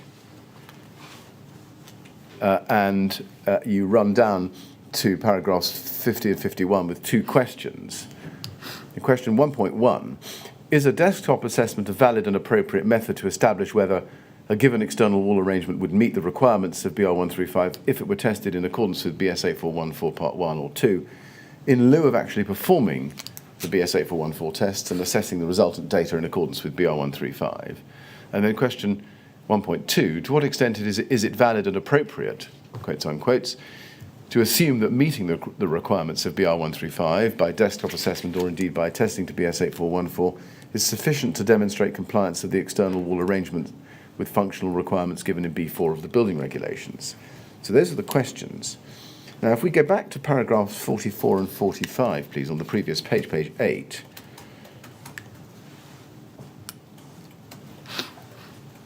At the foot of the screen.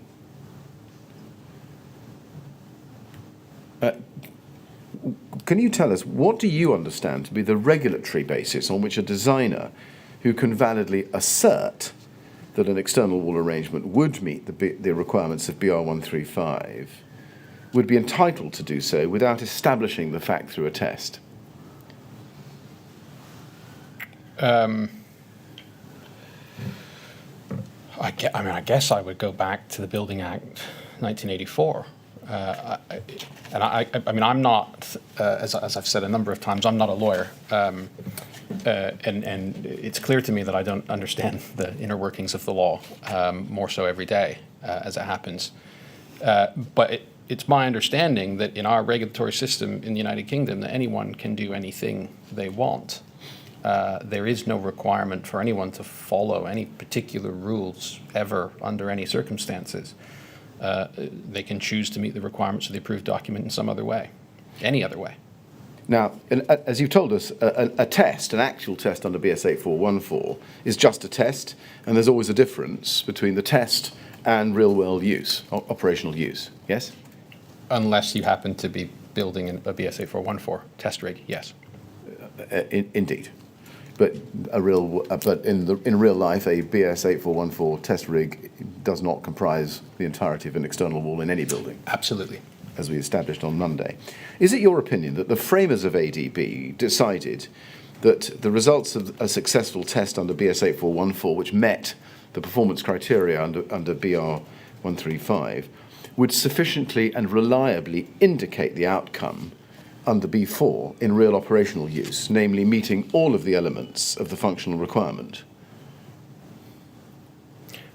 I can't speak. Obviously, I can't speak for those people who did frame ADB, but whether it's in BS 8414 or BR 135 or ADB, I can't remember right now. but there is a statement somewhere in there in one of those documents that, for instance, achieving a classification with respect to BR 135 in accordance with testing, or indeed desktop study, doesn't address fire spread from building to building, for instance. So there are certain requirements of B4 that it simply doesn't address. So somebody has to make that assessment in order to assure that B4 is being satisfied. I mean, that would be one example of. Would another be use? And you'll recall the words in B4, having regard to the height, position, and use of the building.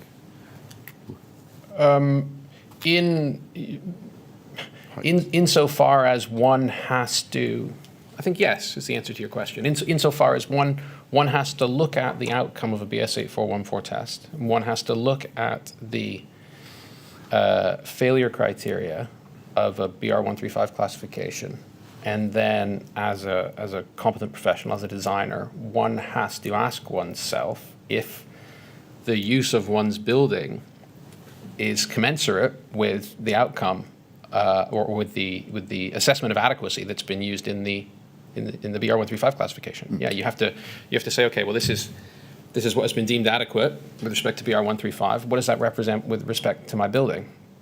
Those are the kinds of questions that we expect professionals to ask themselves. Yes. Yes, and does that answer tell us that there's nothing in BR 135 itself, the criteria which are met, let it be assumed, which would take account of the use of the building? No. It doesn't say if your building is a high-rise residential building, this is what's acceptable, and if your building is a shopping centre, this is what's acceptable. No, it doesn't do that. Nor indeed would this be right, that there's anything in BR 135 that tells you how you should interpret the results in the light of the occupancy profile of the building, who you have in it. Certainly not, no. Is it your opinion that meeting the performance criteria under BR 135 on the basis of full-scale test data achieved from a BS 8414 test would mean that you've always achieved adequate resistance to spread of fire under B4, having regard to the height, use and position of the building? Absolutely not. So even successfully meeting the performance criteria under BR 135 could never provide a complete answer as to whether your external wall build-up met the functional requirement. I think that's follows. Right. No, absolutely not. Yeah. So just to be clear, the building designer would still need to go on to investigate whether the wall build-up would adequately, that's the word in the functional requirement, adequately resist the spread of fire, having regard to the position and intended use of the building. And the height, too. Indeed. I mean, even if a designer chooses to follow the so-called linear route, they need to do that. No matter what they do, they need to do that. So if a test of a system under BS 8414 is, as you put it, just a test, then is this right? It's not even a test, the results of which would satisfy the entirety of the functional requirement for that system. No. So do you agree that meeting the BR 135 performance criteria, even with test data on the very system you intend to build, doesn't get you home under B41 because you've still got to apply a subjective assessment to the other aspects of the functional requirement, such as the position of the building or the use of the intended use of the building? Absolutely, yeah. But even more than that, and perhaps I think more importantly, with respect to some of the issues we're talking about, you have to decide how much, if you like, to use lay language, you have to decide how much your building looks like a BS 8414 rig, and how the differences between those two things might change the outcome, for better or for worse. And is it also your opinion that the assessment should extend to whether the outcomes of a BS 8414 test to BR 135 criteria support the fire strategy, if there is one, for that building, or not? Yeah, and I think that's the point that Professor Torero made very well the other day in his presentation. And those are the considerations that we expect from competent professionals who are designing real buildings out there in the world. You have to look at the way the test is performed. You have to look at the assessment criteria that have been used to classify the system, and you have to decide whether or not all of those things are in line with your overall fire strategy for your building, and the extent to which the adequacy that's been assessed will actually be adequate in your building, given all of the ways you've addressed functional requirements B1 through B5. Yes. Now, we in the last run of questions and answers, our exchanges, Professor, we've covered quite a wide range of subjective assessments, which I think, in your opinion, must be applied, notwithstanding that you can assert that your wool build-up would comply with, or would meet the BR 135 criteria if tested, and even if in fact tested. What is the pool of expertise, or what was the pool of expertise out there in the market between 2012 and 2017? Do you mean who had the expertise Yes. that could be applied to these questions? Yes.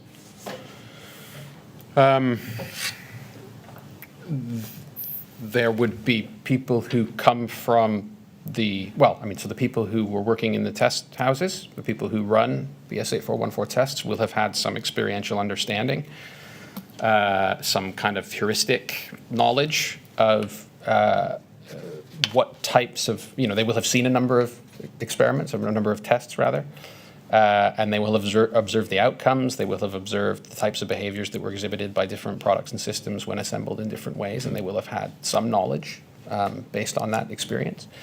And then you'll have people out there in the fire science and consulting world who will have some technical understanding of fire science and fire dynamics and the relevant physics, the way things burn, all of these issues.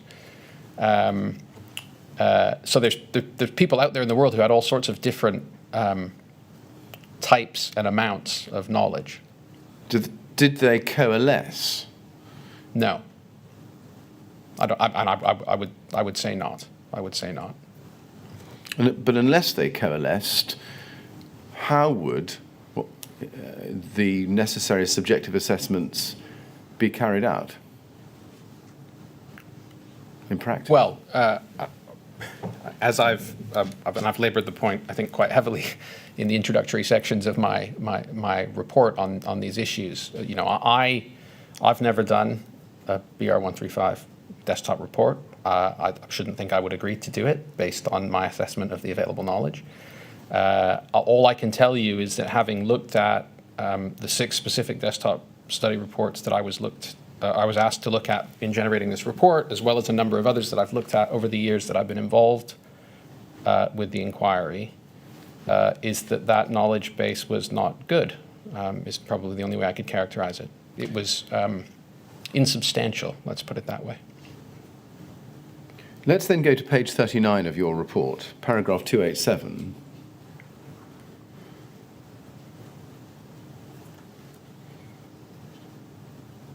And you say there, and this comes back to a point we've covered briefly just a little earlier, you say, taken together, the Building Act 1984, the Building Regulations 2010, and approved document B very clearly, in my opinion, permit the use of assessments in lieu of tests.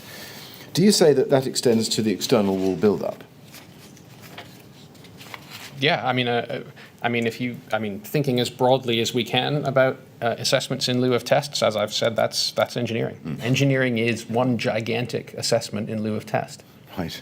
Now, you say very clearly, in my opinion, permit the use of assessments in lieu of tests. Are you able to point to any particular wording in the Act or the regulations or approved document B that says that you can use assessments in lieu of tests for an external wall construction?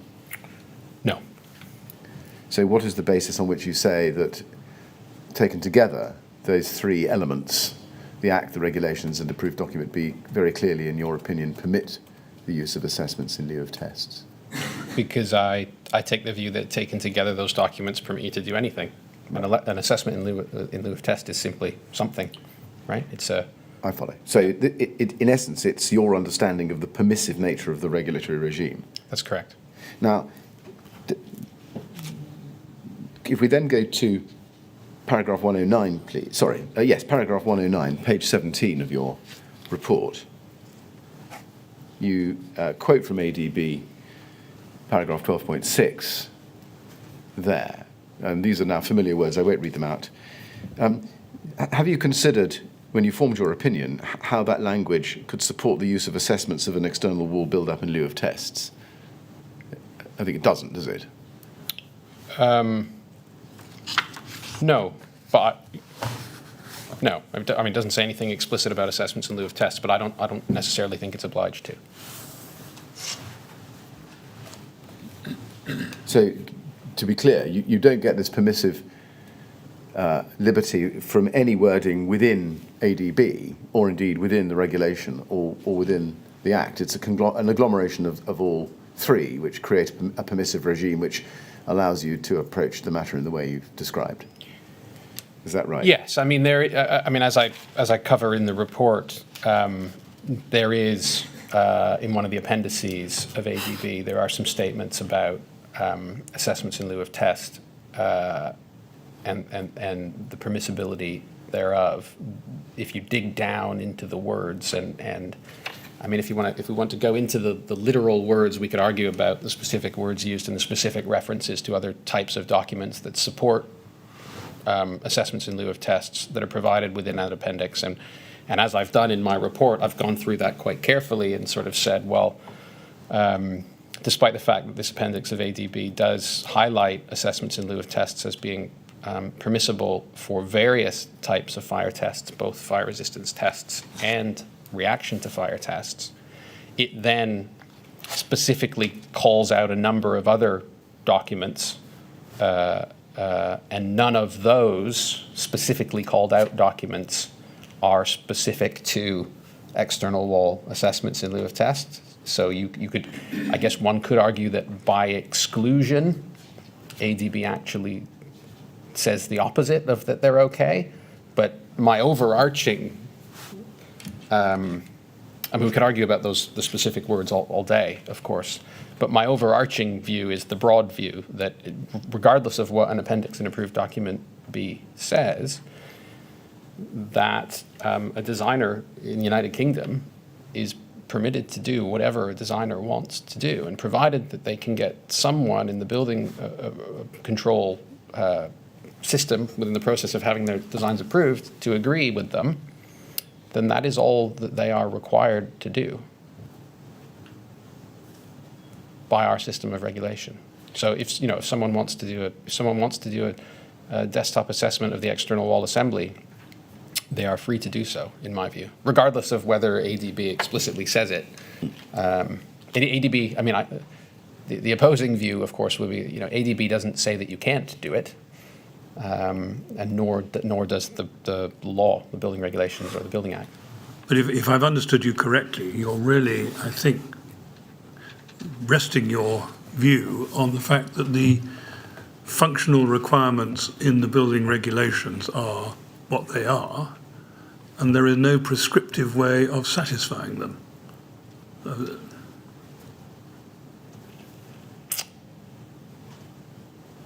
Yes. So I mean, insofar as you have to demonstrate compliance, which I imagine means to the building control body, there is no one way, or indeed any prescribed way of achieving that, and therefore if you can put before the building control body a sufficiently persuasive, we'll call it a desktop assessment, but I think we both know what it involves. Yeah. That is sufficient. Yes, and I would also say that is always the case. As I've said, even if you were to go through 12.5 through 12.9, follow all of those rules, with apologies to Mr. Millett, you would still, in my view, be the person who is expected to have made an assessment as to whether or not that is an appropriate course of action. Right. I mean, as I say, I'm not a lawyer, but that is how I read those documents. Right. Thank you very much. Yes. Now, looking at, you mentioned 12.5 to 12.9 and the so-called rules. The text is on the screen in front of us. Did you consider, or have you ever considered, whether if you were to meet the guidance under 12.6 to 12.9, which would include diagram 40 in 12.6 or the MOLC requirement for 12.7 for insulation, you could do that by an opinion that a product, for example, like an external wall panel, would satisfy Class 0 or Class B if tested, but in the absence of a test?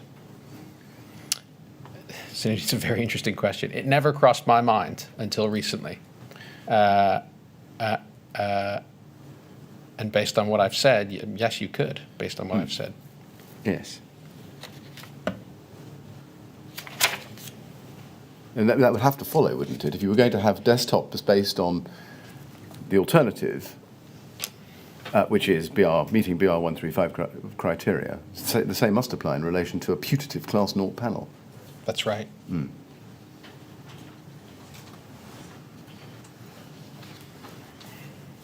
Have you ever come across in your work for this inquiry or otherwise any case where somebody used a desktop assessment in order to assess what would happen to a particular external wall panel or piece of insulation which hadn't been tested?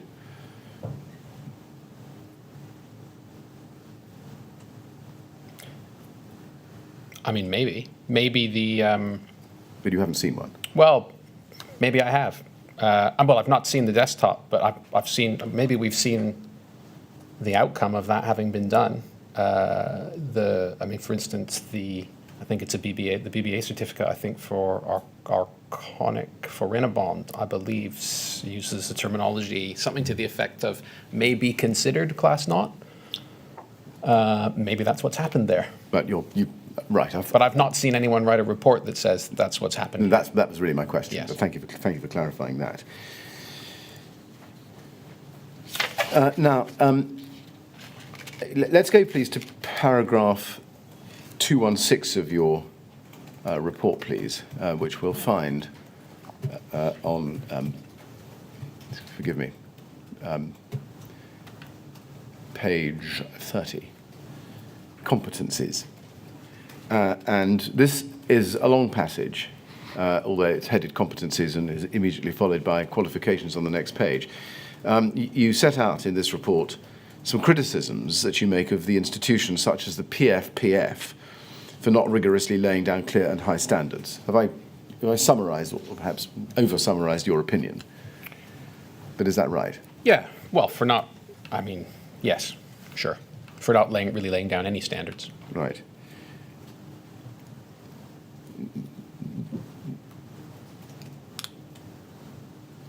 Is it, or have you considered the possibility that one reason why those standards don't lay down a rigorously clear set of high standards is because there was not a demand for it?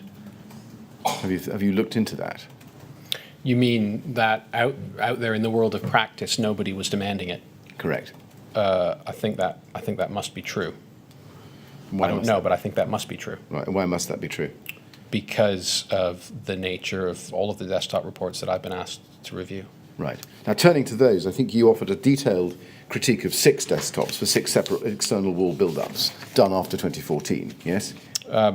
More detailed for some than for others, but yes, I looked at 6 desktop reports. Indeed, and just summarising those, we've got the one done by BRE for total facade solutions of the 29th of June 2015, which we looked at with Stephen Howard of the BRE when he gave evidence. And let's cover that. That's at page 51 of your report, at paragraphs 374 and following. Yes? Yep. Now, your opinion on that desktop, and again I'm summarising, but is this correct, was that it was inadequate, at least in showing its workings and calculations, and was in parts unsubstantiated by reference to technically credible supporting evidence. That's right. Yes. And it didn't conform to the principles in the PFPF guide. No. The next one is at 440, page 61. I'm again summarising back to you your opinion and its effect. Page 61, paragraph 440. This is the second one. This is H&H, done on the 21st of April 2016 by H&H Fire, prepared by quotes fire engineer, unquotes Francis Lee, reviewed by quotes senior engineer J. Ockenden, and approved by quotes director Glenn Horton. Now, I think your opinion on that was that it was inadequate and lacked basic competence, not least because it signed off the use of Rainabond PEACM as cladding materials which, quotes, will not propagate fire, close quotes. That's right. I mean, this one I thought was particularly, upsetting, if you like. Upsetting because it offended your scientific principles, or in some other way?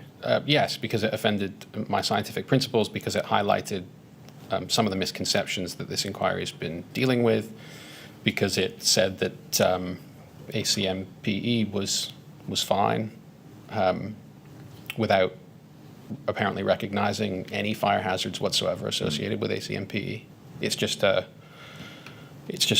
I mean, I don't use the word incompetent lightly, but from my perspective, it's an utterly incompetent report. Now go back to paragraph 440, just look at it on the screen. You've put the words fire engineer in quotation marks. Why was that? I mean, while we're here, I should point out that I did notice the other night there is an error in 441, the following small paragraph, where I say it's unclear, which is relevant to the question you've just asked me. Fire engineer, and Glenn Horton is listed as senior engineer. That's wrong. Glenn Horton is listed as director. He's not listed as senior engineer, so I'll probably just highlight that for you. Why have I put fire engineer in quotations? Essentially because there is no such thing, if you like, as a fire engineer. There is no legal protection to the title fire engineer. We could talk about professionals who are CEng under the Engineering Council via the Institution of Fire Engineers. Is that a fire engineer? I don't know if Francis Lee is CEng via Engineering Council and the Institution of Fire Engineers. But the reason it's in quotes is that anyone's entitled to call themselves a fire engineer in the United Kingdom. And that, as I've said before and will say again, is a very significant problem, in my view.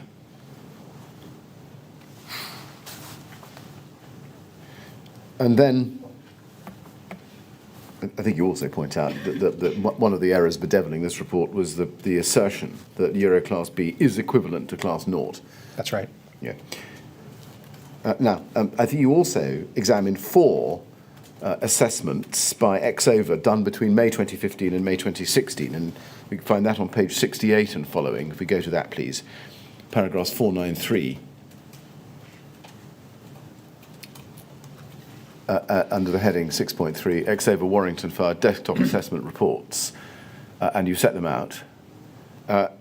What was your overall opinion about the quality of these assessments?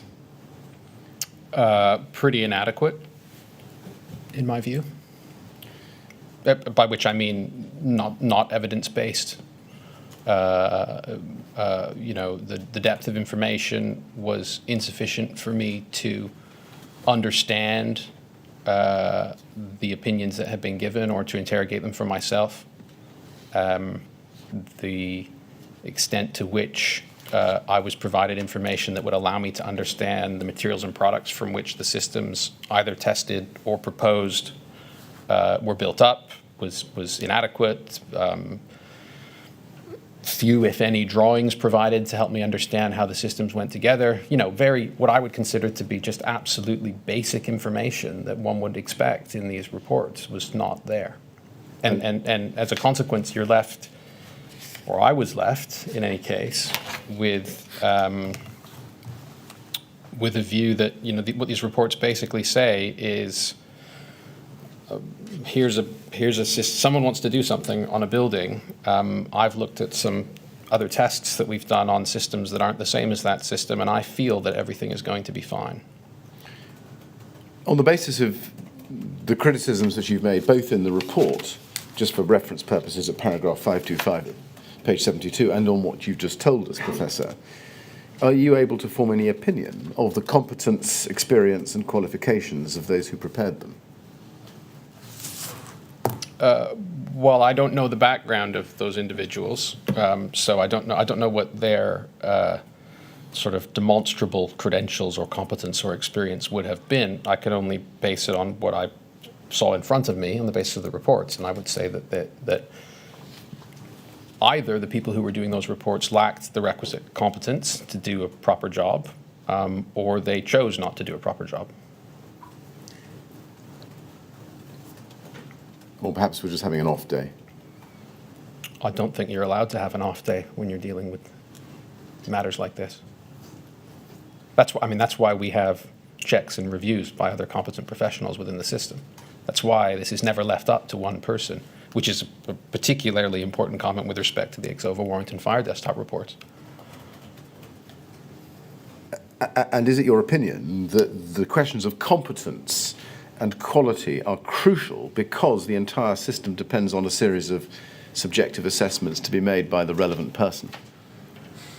That our entire system of building regulations, as I've said in this report, is predicated on the assumption that we can rely on the competence and professionalism of the individuals who are acting within it.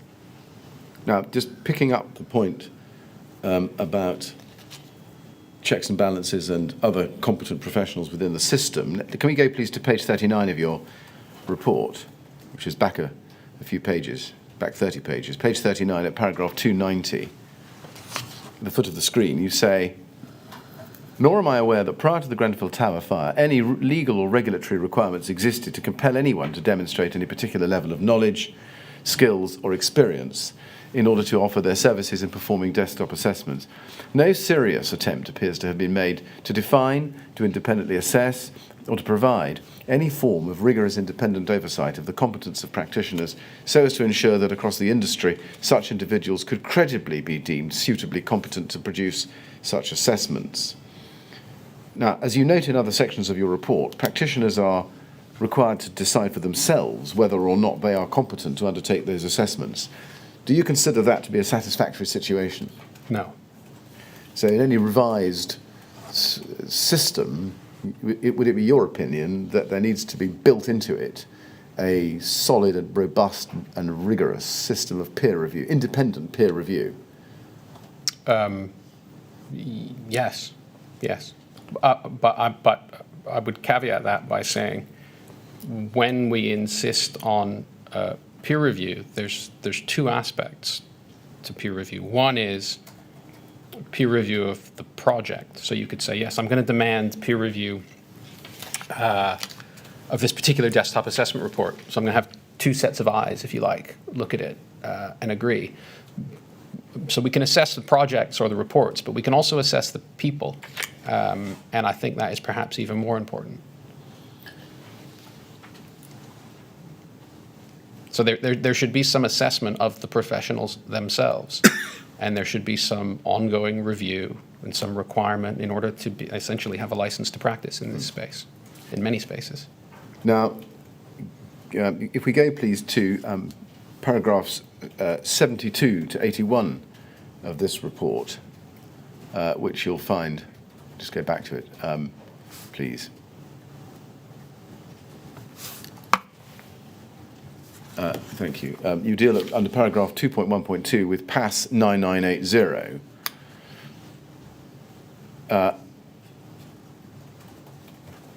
Which you then set out at that paragraph and in paragraph 73.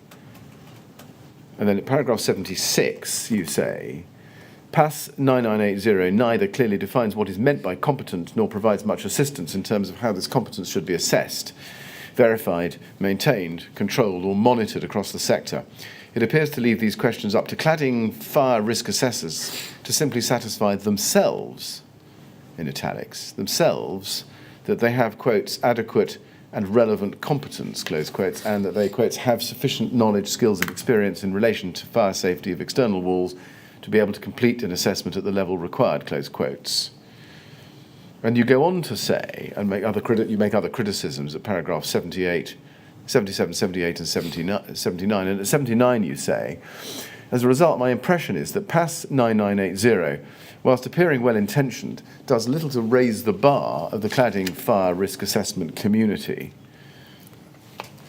and instead offers a formulaic methodology for undertaking such assessments, which I believe ought to be obvious to anyone who genuinely has the requisite competencies in fire safety science and engineering, general fire risk assessment, and cladding fire risk assessment.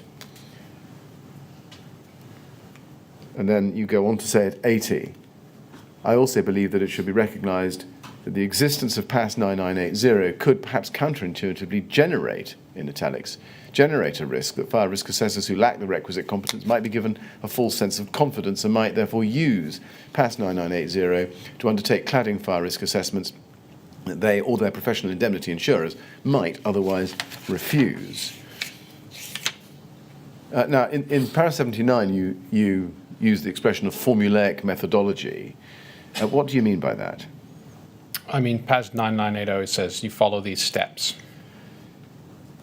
If you want to do a risk assessment, you follow these steps. And what's wrong with that? Following steps does not help someone who lacks the fundamental understanding or has experience of dealing with these systems.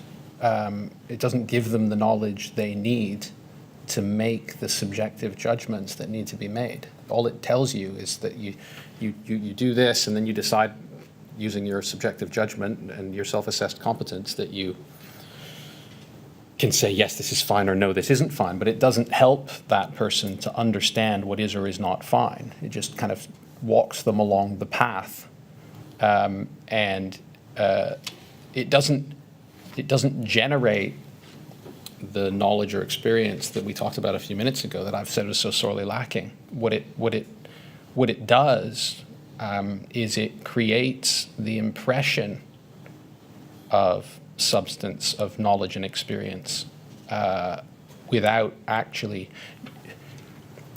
If you read the document, it sort of says that the goal of this document is to increase the competence of people doing these assessments. And I don't think it does that. I think what it does is it helps people to feel that they have the competence when in reality they don't. And that's why I think it's dangerous. I think I've said before, I don't know if it was in the context of the inquiry, that one of the problems with setting up formulaic rules, one of the dangers of rules is that people will follow them.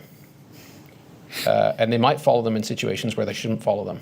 And what's important is not to have rules that people can follow. What's important is that people understand the rules. And PAS 9980, I don't think, does much to help people understand why they're doing what they're doing. It just tells them that they'll be fine if they do it. Professor, I've come to the end of my prepared questions. And so I'm going to ask the chairman to take the usual short break. Yes. While we see whether any other questions I have for you, which I've missed, or whether there are others who wish me to ask further questions of you. Sure. I should think 10 minutes ought to be enough, shouldn't it? Yes, I think so. Well, if you need more time, you can obviously just let us know. Yes, thank you. Well, Professor Bisby, as you know, we have a break at this stage for reasons you're well aware of. So we'll stop now. We'll return, please, at 1:45, and then we'll see whether there are any more questions to be put to you. Sure. Thank you. Thank you very much.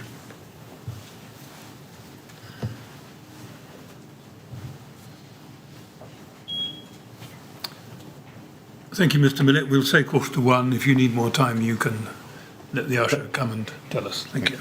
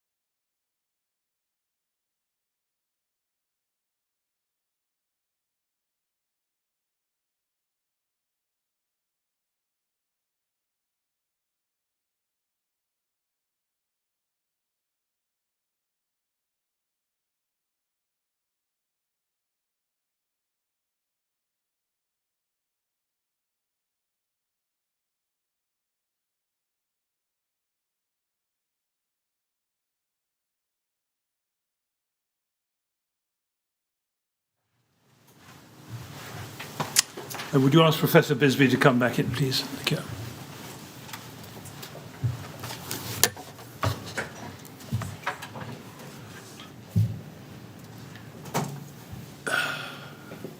Right, Professor, we'll see if there are any more questions. Sure. Yes, Mr. Miller. Chairman, first of all, thank you for staying out for a little bit longer. There are two questions. First of all, Professor, you told us earlier this morning, and at the raw transcript, it's page 32 at lines 21 to 25, that the line burner you used was 30 to 40 kilowatts, but in an SBI, you've got a 300 kilowatt burner, a bigger source left for longer. Is it right that in an SBI test it's a 300 kilowatt? I'd have to check.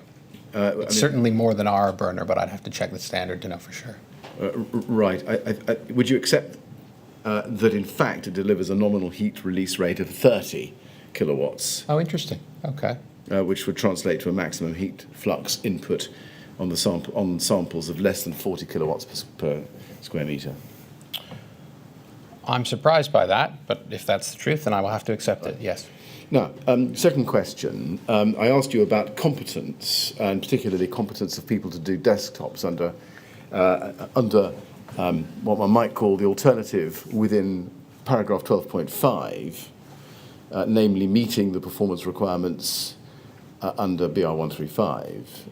Would a similar pool of competence or level of competence be required to apply what one might call the linear route to compliance through 12.6 to 12.9?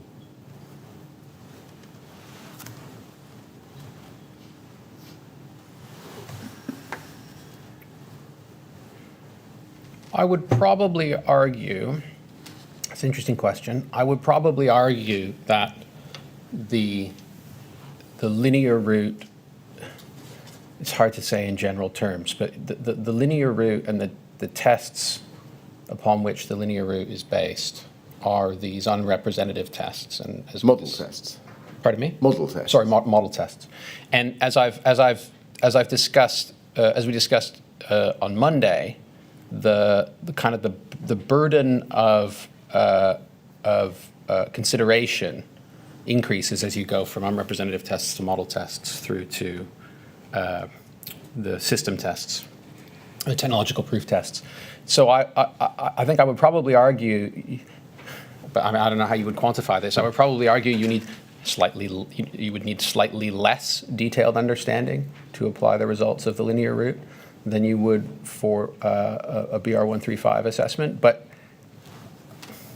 at the end of the day, the people who are making these decisions, they need to have some understanding of what the tests are assessing, what the outputs mean, and therefore how to apply those to a real building. I don't really see any significant difference in terms of the kinds of knowledge and experience we would expect people to have for those two scenarios, if I'm honest. No. I think you could probably be slightly more confident, although I can't quantify that in any sensible way, that a cladding system that accords with the requirements of the so-called linear route it's something you could have a bit more confidence with without thinking about it at all. But of course, I would expect you to think about it. And would that go for taking a Class 0 panel to be used in a high-rise building above 18 metres, but still having to ask the question, how will it perform mechanically in the event of a fire? How will it interact with the other elements of the external wall build-up? What is the use of the building? Absolutely, yes. Yeah. Thank you very much. Well, Professor, I've come to the end of my prepared questions and the end of your evidence as a whole. I just wish to express the inquiry's gratitude to you and my own gratitude to you for answering our questions. Thank you very much, Professor. Thank you. And Professor Bisby, before you go, it's right that I should thank you personally and on behalf of my colleagues on the panel for all the work you've done. You have, in fact, done an enormous amount of work for the inquiry. We've read your reports and they are illuminating and, if I may say so, very interesting. And we've benefited enormously from hearing your evidence. So thank you very much indeed. We're greatly indebted to you. Thank you. You're very welcome. And I mean, I should say thank you for the patience and tolerance of allowing me and my team to do the things that we that we said we needed to do in order to try to answer the questions we were asked. So thank you We're for very that. grateful. Well, I should also express the inquiry's thanks not only to you, Professor, but to your entire team, without whose work I know you would have perhaps had greater difficulty. To put it mildly, yes. Thank you. Thank you. Good, thank you very much. Well, then, that's the end of the questions. You're now free to go. Thank you.